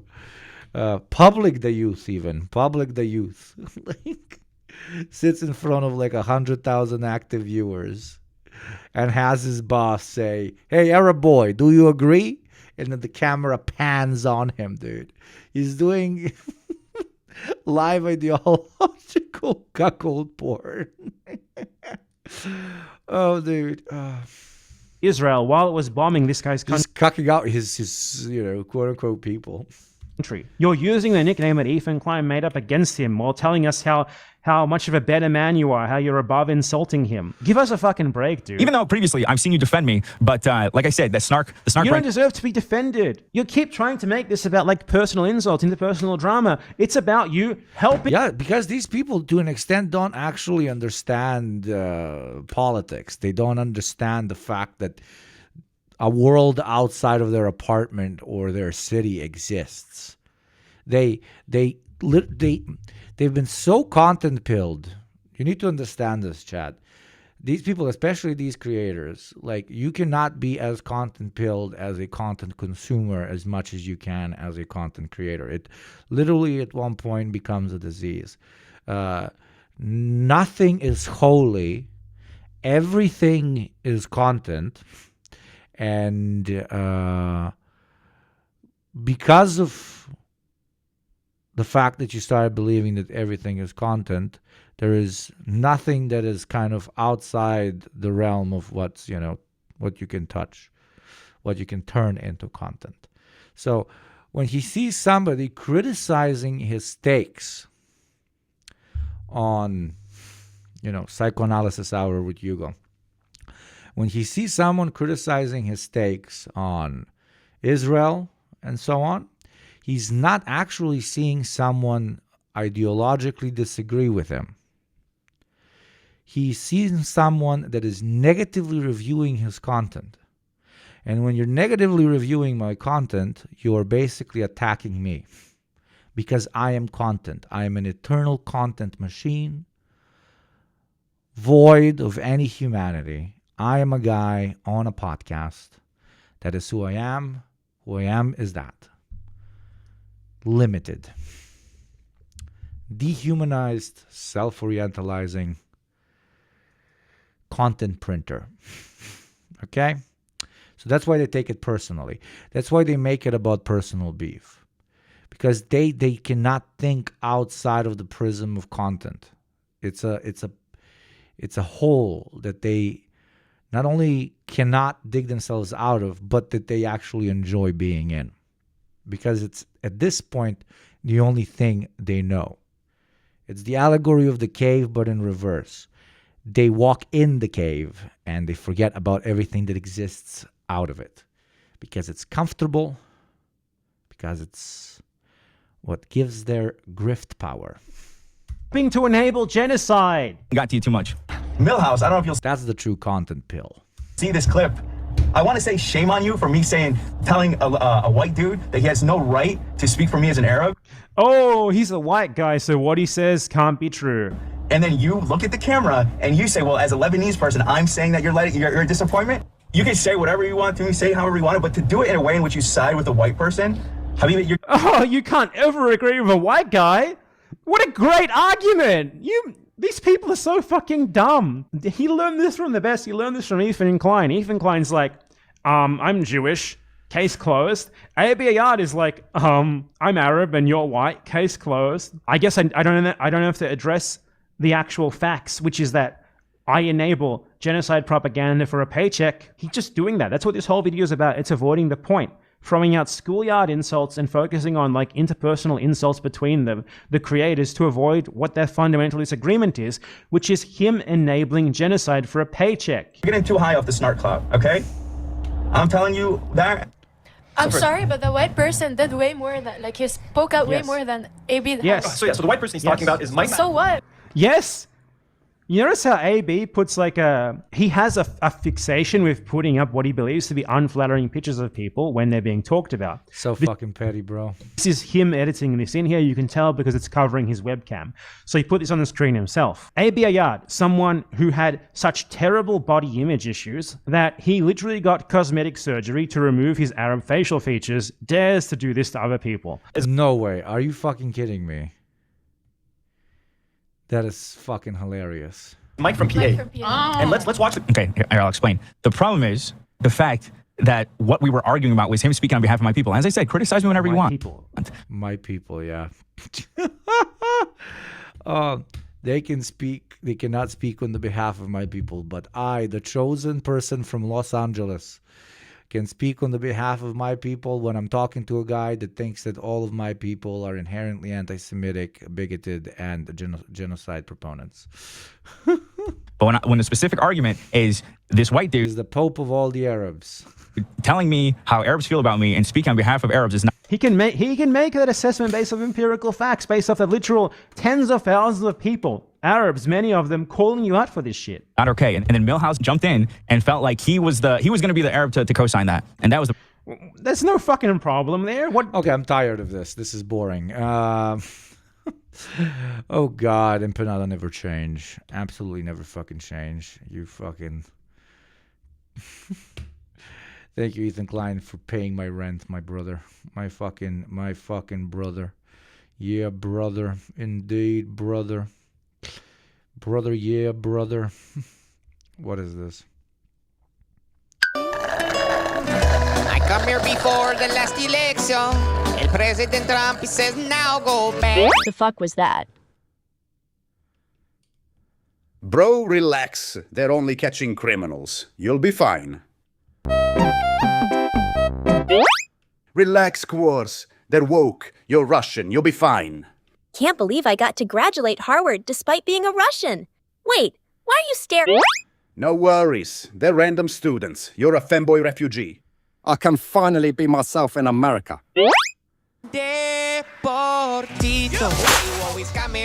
Relax, Quartz. There.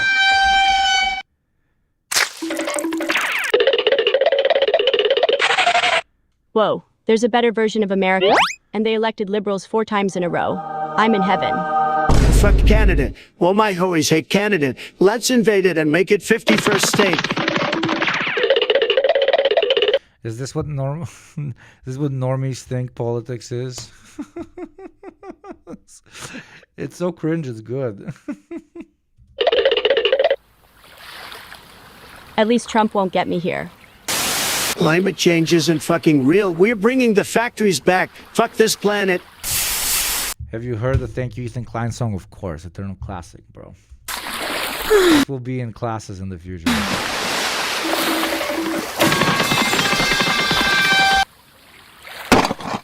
All right, where did I end up this time? Welcome back to Russia, comrade. You're going to Gulag for... Is this a fucking femboy?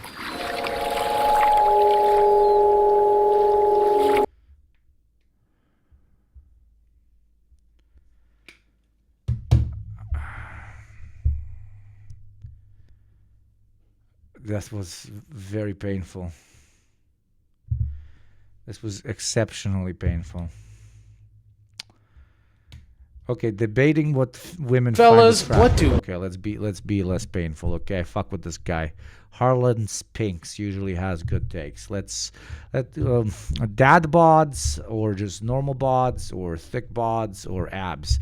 It is always the dudes that don't have any of those, but more importantly, don't have any fucking girlfriend, nor have they ever touched a woman in their life. Constantly post on Twitter about what women would prefer or would not prefer. Basically, the over-analytical type that instead of actually going out and meeting somebody and potentially having a partner, spends all his time on Reddit or on 4chan engaging in deep analysis on whether this type of person or that type of person that this look or that look will attract the premium number of females, okay? So women prefer one gorilla over 100 men, prefer one bear over 100 men. Women want. What do you think they're physically attracted to? A lot of you, us, seem to think they want a man with... You know who all women are attracted to? Guys that are not constantly asking questions about the average statistical perception of the male body by women on average. Okay? With thick, ropey muscles and abs like rock climbing handholds. Turns out, that's incorrect. A lot of men online seem to think... Turns out, if you're talking about that in general, is what will completely make you pussyless for the rest of your life. This because their minds have been poisoned by insufferable street interviews and the manosphere. Even still, it is an internet age-old question that seems impossible to accurately gauge because some of the loudest people online are the most misinformed, who also have the most to gain from spreading lies about what women prefer in men. Fortunately, or maybe unfortunately, a Twitter poll of Ollie Merz's before and after photos finally answered the question after women resoundingly said they didn't need or aren't particularly attracted to men who look like they're always clenching a turd. Men also resoundingly decided those women were lying, which sparked a new gender war. Or maybe like a gender battle. A battle of the bulge. None of this is exactly scientifically sound, as physical preference is extremely subjective. But the way too many men, frankly, responded to a stupid Twitter poll really did make it feel like half the male population has no idea what women find attractive.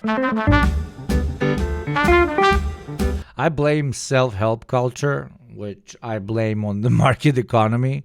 What do I mean? Self-help culture basically told you that you can find instructions on how to do anything.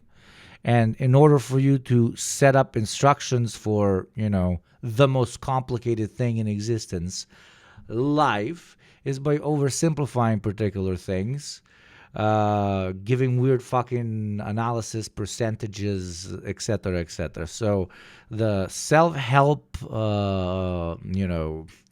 self-help pilled brain needs to hyper-analyze absolutely anything, any sort of social interaction that they can potentially have with a group of people before they actually have that interaction, instead of just learning as you go, learning from experience. To simplify it even more, instead of interacting with a bunch of people that you potentially find attractive, and through that develop the way you talk to them and develop your self-knowledge of who you actually like, what type of person you actually like. No, you will sit back, you will go on Reddit, and you will post 12 photos of 12 different women or men and ask, who do you think is objectively the hottest one here? Because depending on what you guys say, that is who I'm going to be pursuing. The self-helpization of the Western world. I've heard a lot of women and men are attracted to guys that look like this.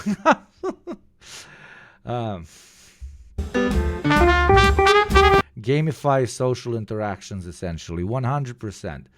And this is especially common on the internet, and especially with younger people, unfortunately. It's fully gamified. Now, I've never been ripped, and the last time my abs were visible was over a decade ago. That being said, I have done alright with the ladies in my time, and can tell you for a fact that getting absolutely shredded is not the best or only way to attract women. That's not to say there are 0 women who are into a Liver King physique, or that you shouldn't go to the gym if it doesn't get you puss. That's a bad reason to take up any hobby or discipline regardless of your gender. If you hate woodworking and are only making canoes because you think you might get laid, stop making fucking canoes. If you want to get a body like Brad Pitt in Fight Club, or one that makes it hard to fit through doorways, you should do it because you find joy in lifting heavy things and fulfillment in starting an underground boxing ring that's a metaphor for the exploitative nature of capitalism and the patriarchy. Not because you think someone else might love you for it. You're more likely to attract other guys with that kind of body anyway, who appreciate and respect the hard work you've put. Yeah, like, and absolutely, literally every category is like this. That's why there's a difference between, you know, a cis straight dude that's a feminist, because he's like, okay, this makes sense. Women are chill, bro. I don't think we should be treated differently and shit. It's kind of fucking nice, right? You know, coming to that conclusion for that particular reason. Or being like, yo, if women think that I, like, consider them to be, like, chill and shit, they're gonna give me puss, right? Completely different things, even though, you know, same opinions to an extent, completely different reason, and the result will be completely different as well. It's the worst reason. Getting laid, being an inspiration for you to take up a particular way of life, is gonna make you so fucking incredibly miserable.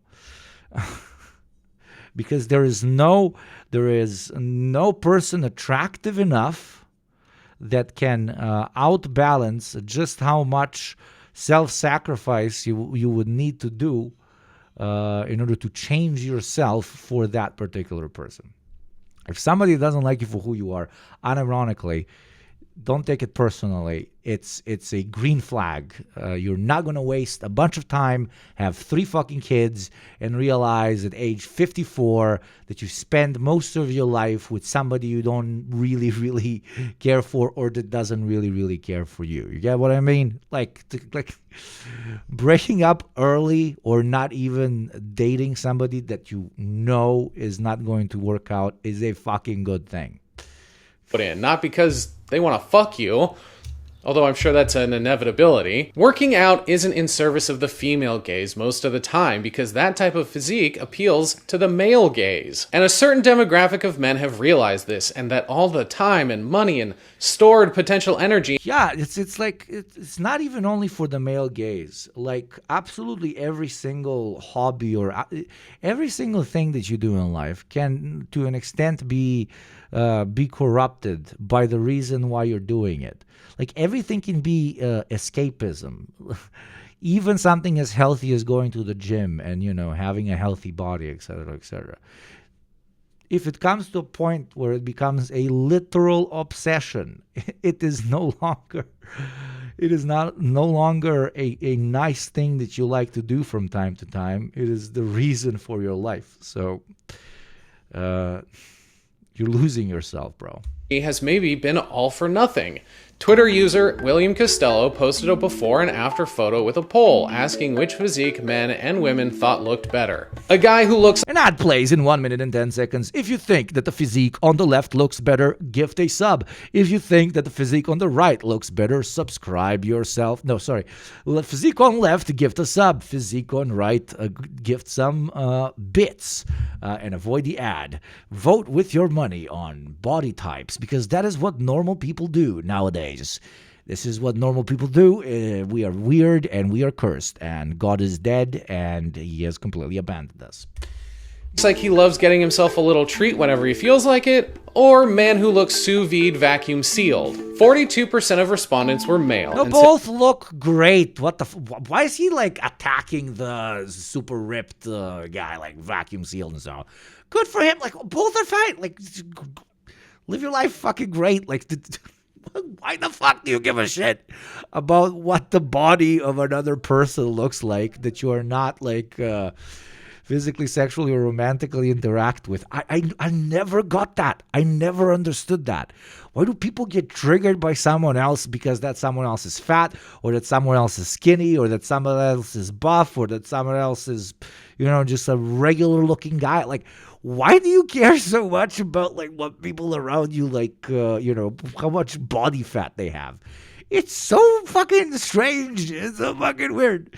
Thank you, McGin, as well for the gift sub. Okay, we have 2 people that say physique on the left is better. We have no biddies coming in for physique on the right.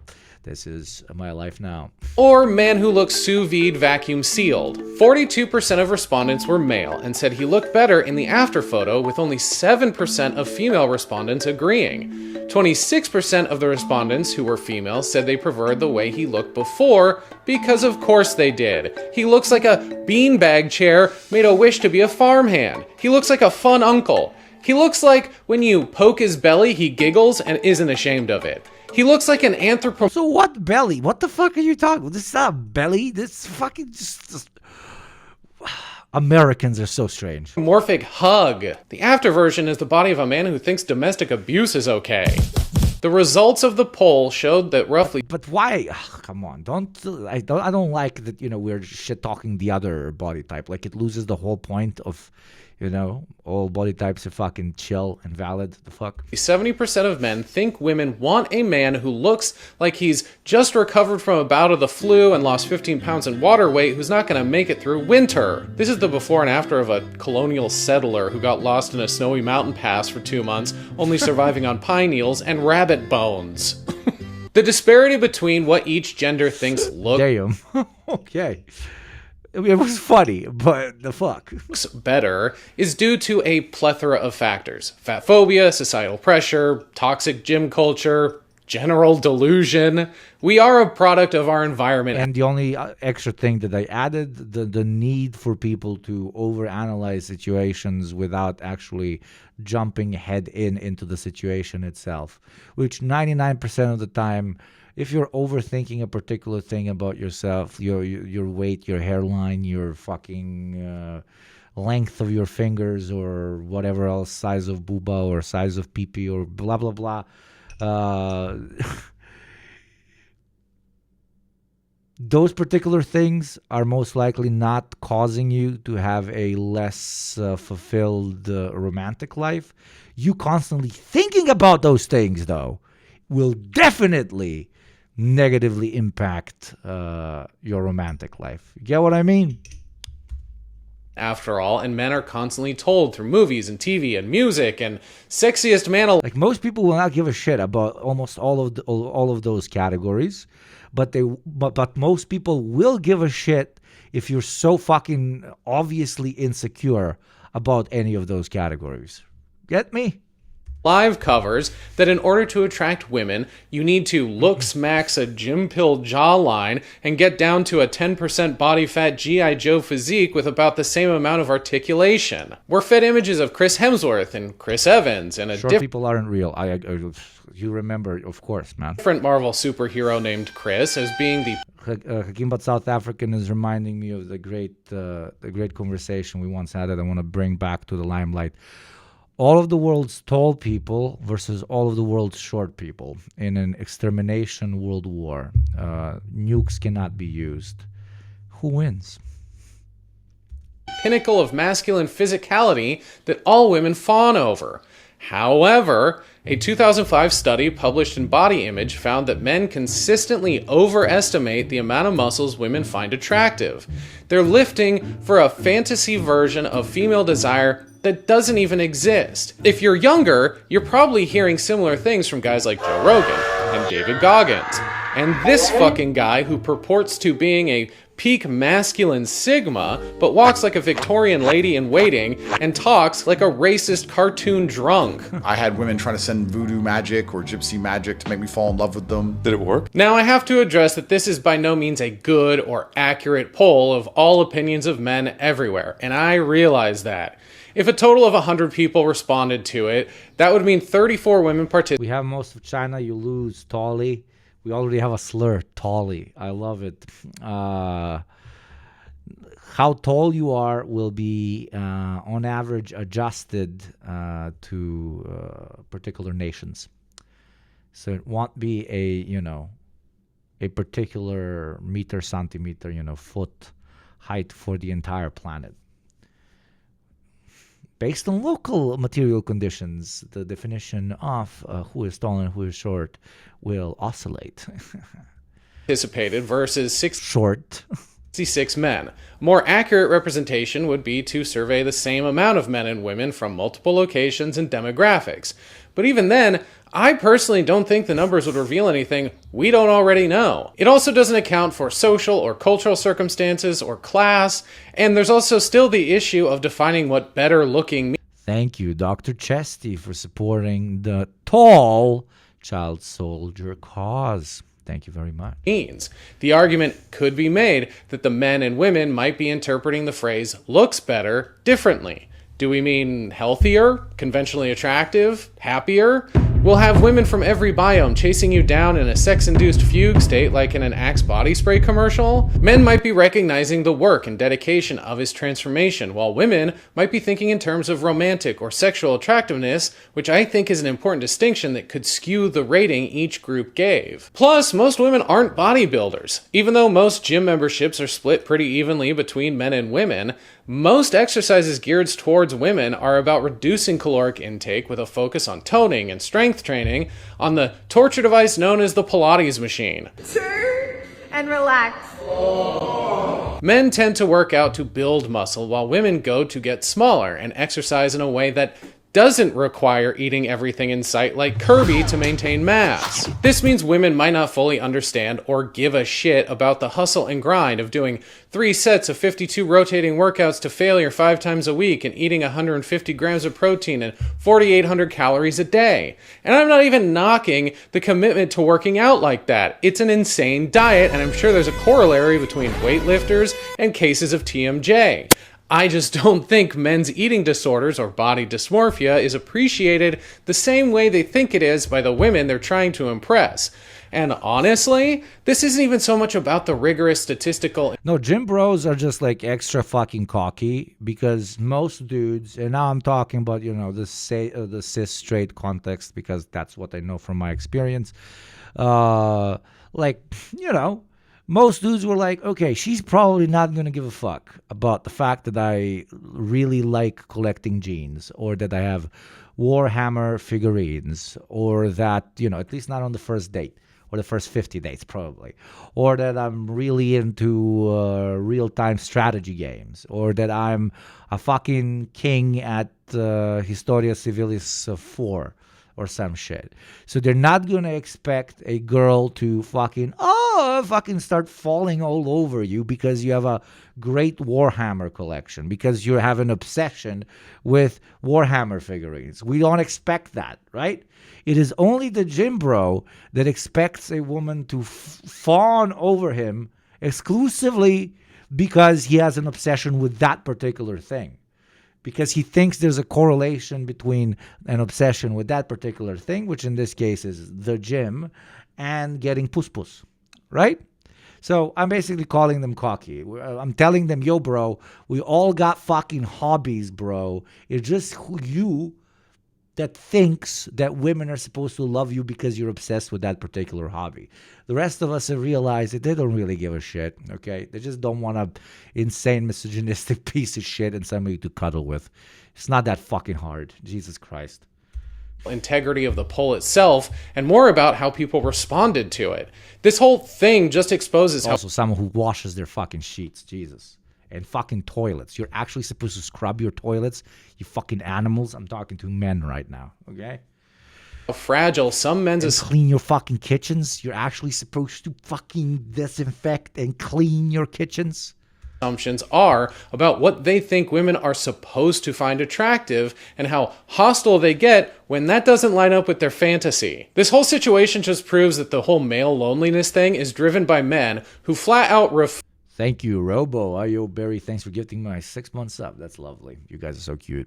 refuse to listen to women when they tell them what they find attractive. Judging by the content of Costello's Twitter account and that only about 4% of the world's male population identifies as gay, I think we can assume most of the replies came from straight men. So Well, only 4%? I thought it was 10. The fuck? Yo, gays in chat. How many of you out there, brother? No, I thought gay people in general, not men specifically, like gay people are 10%? Wasn't it 10%? Why did they think it was 10%? I was fucking sure it was 10%. I was lying so many fucking times. I thought which is 10%. Let's get a head count. No, here it's going to be disbalanced. If we count based on this chat, it's going to be 50% of the world is gay. But 10 to 20. 20 sounds like a high point. It's around 10. 7.5, take it or leave it. I thought it was 10. I don't know. I read some statistics that it was 10. We're all gay for you. Oh, Juro, what the fuck? I mean, thank you, but come on. Content of Costello's Twitter account and that only about 4% of the world's male population identifies as gay, I think we can assume most of the replies came from straight men. So it follows that the male respondents probably weren't interpreting looks better in a romantic, I want to fuck that kind of way. But what they could be thinking, even subconsciously, is that they think women want to fuck that. As much as they were judging the guy's commitment and discipline, they were... True.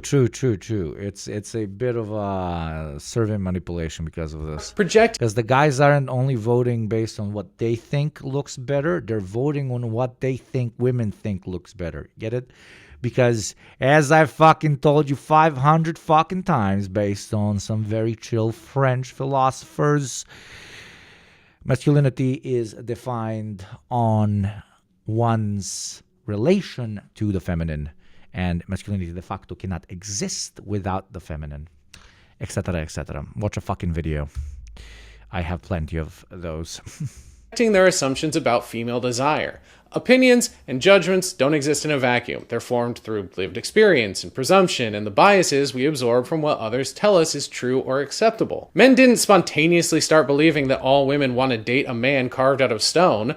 Norms like that change at a glacial pace. For hundreds of years, being overweight or even obese was a symbol of beauty. Mainly because times were rough and famine was commonplace.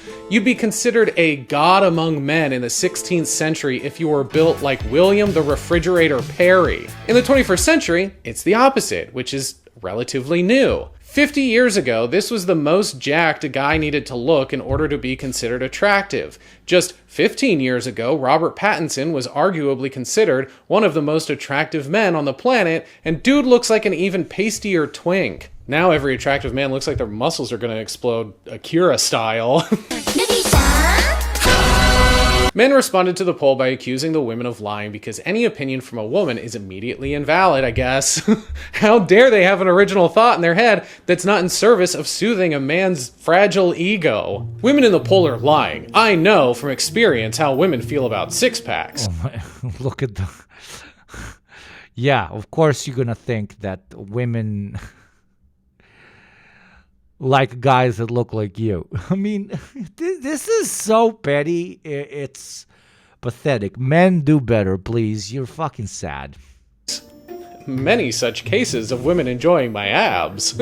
You can always tell someone definitely attracts women and for sure has sex because of how they talk about all the sex they have and how women faint at the sight of his washboard stomach. 1,329 females lied in this poll. Is this a haiku?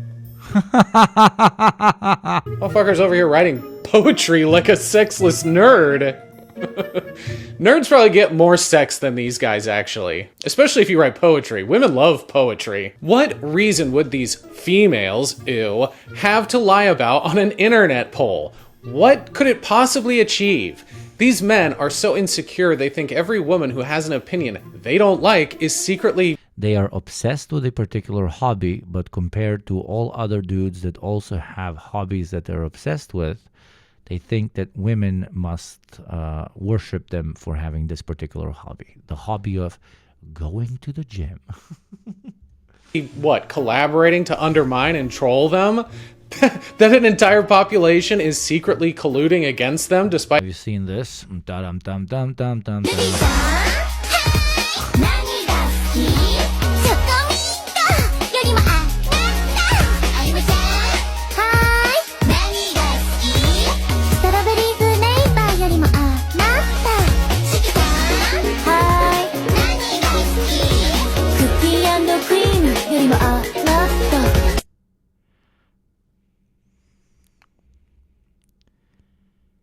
Jesus fucking Christ. Worst time ever to tune into stream for the first time. Yeah, I'm sorry.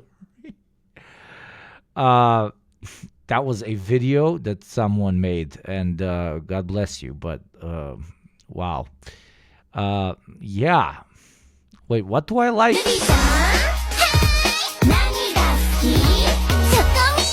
My chains and guns. I guess.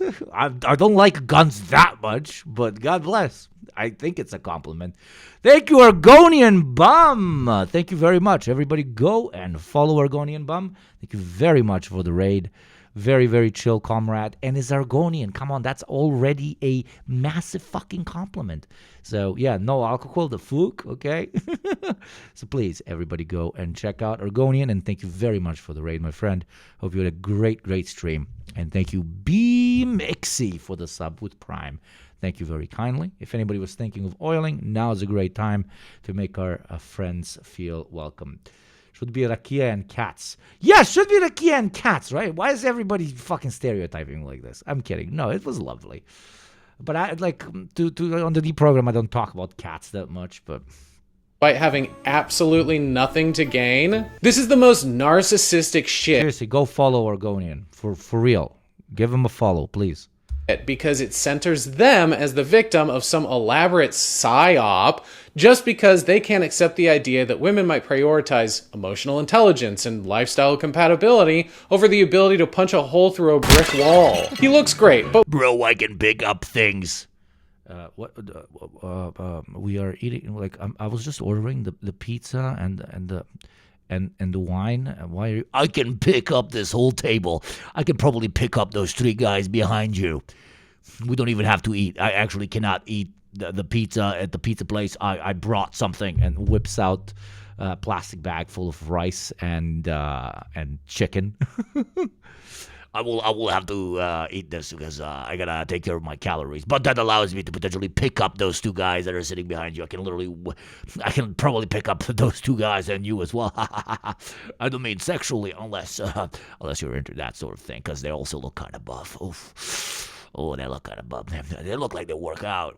I love that because I always think about male muscles, not only my own but everybody's. That type shit, right? And then they're like, oh. Why is she gonna like me? But women don't like photos of men posing because it's interpreted as vain. It's so strange that these are probably the same guys who complain about how vain and superficial women are and that makeup is a form of deception, and yet almost twice as many men took the time to vote on which version of Ollie Murs was this is a good point. Hotter. Do you not hear yourselves? Multiple men were trying to justify why so few women thought the after photo was better by making excuses about the lighting and the pose, and then mansplaining how thermodynamics works. They realized that if women don't like his body, what does that mean for the hours they've spent in the gym? This comparison is misleading. The after photo... And this would, like, not impede any gym dude that is doing it for his own health, because of the way he wants to look like or whatever. A guy that's going to the gym for himself sees this post and his reaction is, yeah, okay, I guess, I don't care. The only guys that are losing their shit are the ones that exclusively go to the gym because they think that's going to get them puss. And that is pathetic and weak and hilarious, okay? Uses different lighting and pathetic and weak and hilarious reason to do absolutely anything, because you're changing the core of who you actually are in order to better fit a particular social norm. That is the opposite of cool, my dude. That is the opposite of cool. Pose, and the main change is fat loss. An experienced lifter can't add much muscle mass in only 12 weeks. Oh, so the problem is that his muscles weren't actually big enough. Women actually want Bane from Joel Schumacher's 1997 classic American superhero film Batman and Robin. From what I've gathered after looking at way too many of these replies is that women took a more holistic approach, considering everything from his clothing and hair down to how goofy he looks. Which leads me to believe most women were voting on not just his physique, but whether this is someone who had made one thing his entire personality. Absolutely. And was a good partner they could stand being around or not. To me, and many of the other women in the replies, this man, he's the type that's playing with your kids and sharing responsibilities around the house and being a good... And has a fucking pizza with you in the fucking restaurant and doesn't whip out like 5 boiled eggs. and rejects a fucking glass of wine. Part because it's gonna fuck up the gains, brother. Brother, we gotta think about the gains as well as the subscription gains. And why am I mentioning this, brother? We gotta pump those numbers and avoid the ad that is gonna play in exactly 1 minute, brother. So, if you want to pump those numbers and avoid the ad, or pump those numbers hard by giving steroids to all your fellow child soldier chatters by gifting, please do so in the next minute and avoid the ad, brother. And this time for my eggs, brother. Guy, he's counting his macros and going to the gym. I went on a date. How was it? He literally whipped out 5 eggs in the restaurant and said, I am cutting. 6 hours of the day. This whole situation just feels like further proof that men are more interested in showing off and performing for other men. And that when a majority of women voice, oh, that's not really what we're into, they say, well, you're wrong. So why were men hyper-focused on his muscles and body fat? The male gaze, of course, a concept that describes how... I also love the male gaze. Thank you, Oregonian Bub. Back in the emote club. Fuck yeah. Welcome back. Thank you very much. Thank you very much for the support. From a heterosexual male perspective, women are framed as objects for eroticized visual consumption. But it also explains the way men end up objectifying other men as well, often unconsciously, through a lens of admiration and rivalry. Especially in spaces like fitness or sports where masculinity is constantly compared. It's a homosocial dynamic that's non-sexual in nature, where everything is communicated indirectly through performance and status and validation. They don't say, I love you, man. They say, sick gains, bro, or belch out a series of competitive caveman grunts. Which is why I think it's so funny when some of these same guys claim that being attracted to muscle mommies means you're secretly gay, while... Well, call me gay then, brother. I don't care. simultaneously flexing their HGH triceps for the viewing pleasure of other men at the gym. Just look at the way Hugh Jackman is depicted on the cover of Muscle and Fitness versus Good Housekeeping. Imagine, what do you say to a muscle mommy that you're dating? You never tell her, I love you. You tell her, sick gains, bro. One is a power fantasy for men, and the other is someone women can imagine watching Great British Bake Off with who isn't afraid to go down on her. Shout out to Sinners, by the way, for being a pro-cunnilingus movie. We need more media that normalizes and advocates for going down on women. They're confusing the male gaze for the female gaze. That is, if they even are aware of the concept's existence. The female gaze is often defined by what it doesn't show and what it refuses to linger on, tending to prioritize subjectivity and empathy over objectification alone. The male gaze, on the other hand, tends to be more outward, viewing others as objects, but that doesn't mean there isn't an inward aspect either. It's just that it's different. Men see themselves the way they think women do, based on years or decades of being exposed to a very narrow, superficial depiction of the idealized man. They're looking at a mirror that's reflecting what they've been told to value in themselves by other men who are just selling them supplements. The after photo from that Twitter poll shows everything for the fellas to admire, not women to wonder about. Even his shorts got smaller to reveal even more of his dry-aged quads. It's all very complicated and nuanced, but to me, the female gaze is like Mr. Darcy's hand flex in Pride and Prejudice, a small, seemingly non-sexual physical display that represents romantic tension, but also restraint, discomfort, vulnerability, and a near-violent desire. Near being the operative word there. Women don't want to be dominated in the octagon. That feels like a perfectly distilled example of the female gaze and what women actually desire. Not a blunt display of raw power that lacks any mystique, but a sense of yearning. Not all women, because they can be just as horny as men and aroused by similar surface level attraction like a man in a tight pair of jeans. But that's more like lust than romantic attraction that they're showing in this poll. Yeah, what's the summer dress for dudes? What is a summer dress for dudes? I don't know. Women were treating Ollie and his body as a whole, person, and not just a slab of beef. They weren't dehumanizing him the way men tend to do in these situations. And the bigger issue women had wasn't even with the photos or the poll itself, but the way men responded to finally getting an answer to the question, ladies, what the hell do you want from us? Women gave them an answer, and men said, that can't be right, and then continued to call them crazy simply because it wasn't the answer they wanted.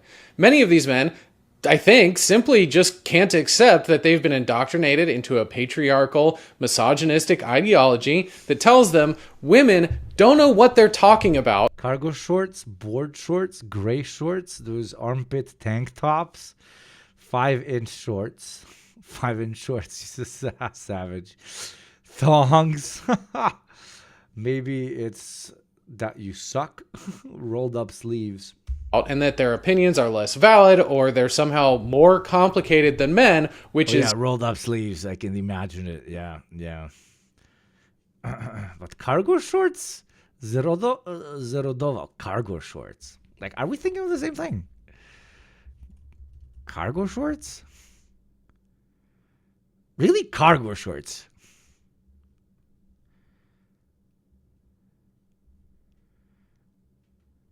Like... Cargo shorts? I don't see it. Again, cis straight dude, but cargo shorts. I guess I don't get it. You could make it work. No, I wear them all the time, but I wouldn't call them the summer dress for dudes. Like, the thing that, woo, everybody loses their mind over, the way dudes lose their mind over women wearing summer dresses. You get my point?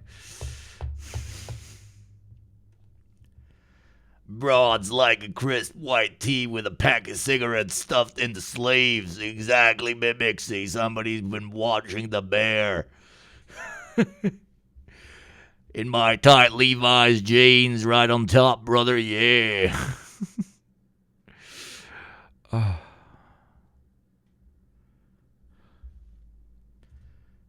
Simply not the case.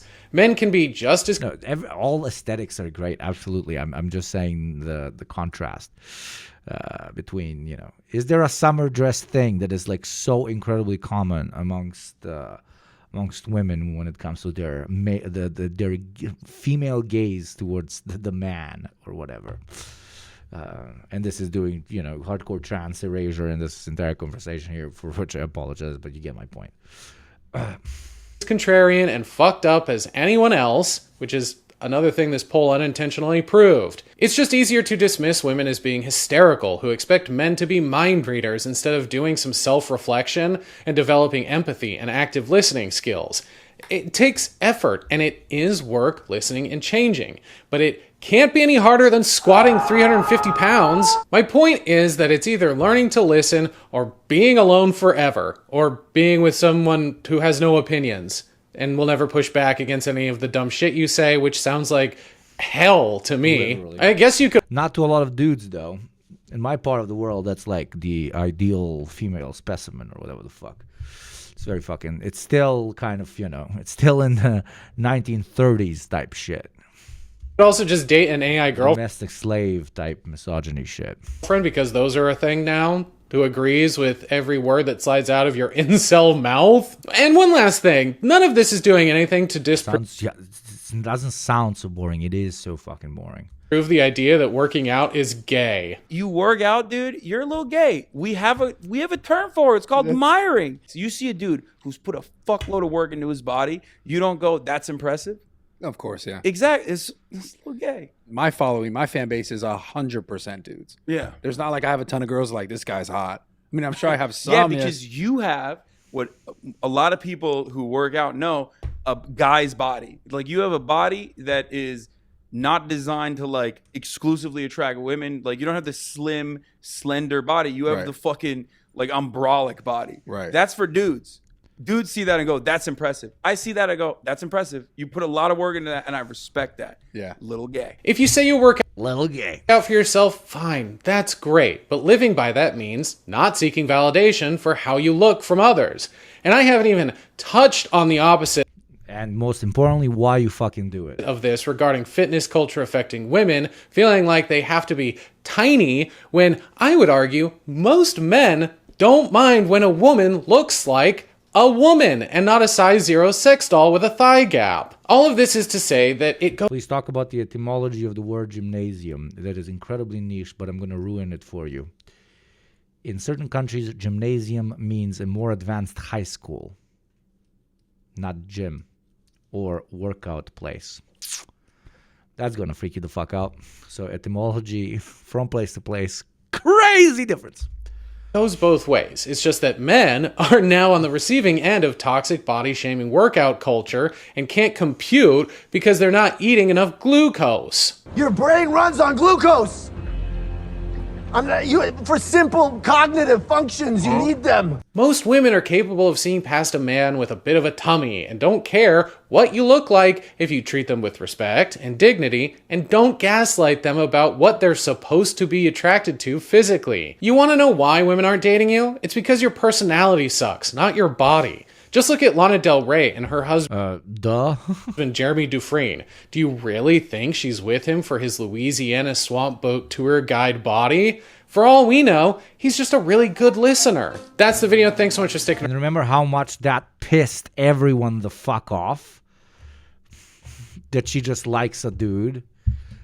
And that's because of, different aspects of fucking celebrity culture, the male gaze, believing that you deserve the hot woman and not that other normal-looking guy, the unhinged perspective that if, somebody's doing well in a relationship and you aren't, that means that you immediately need to compare yourself to that person on some superficial fucking level.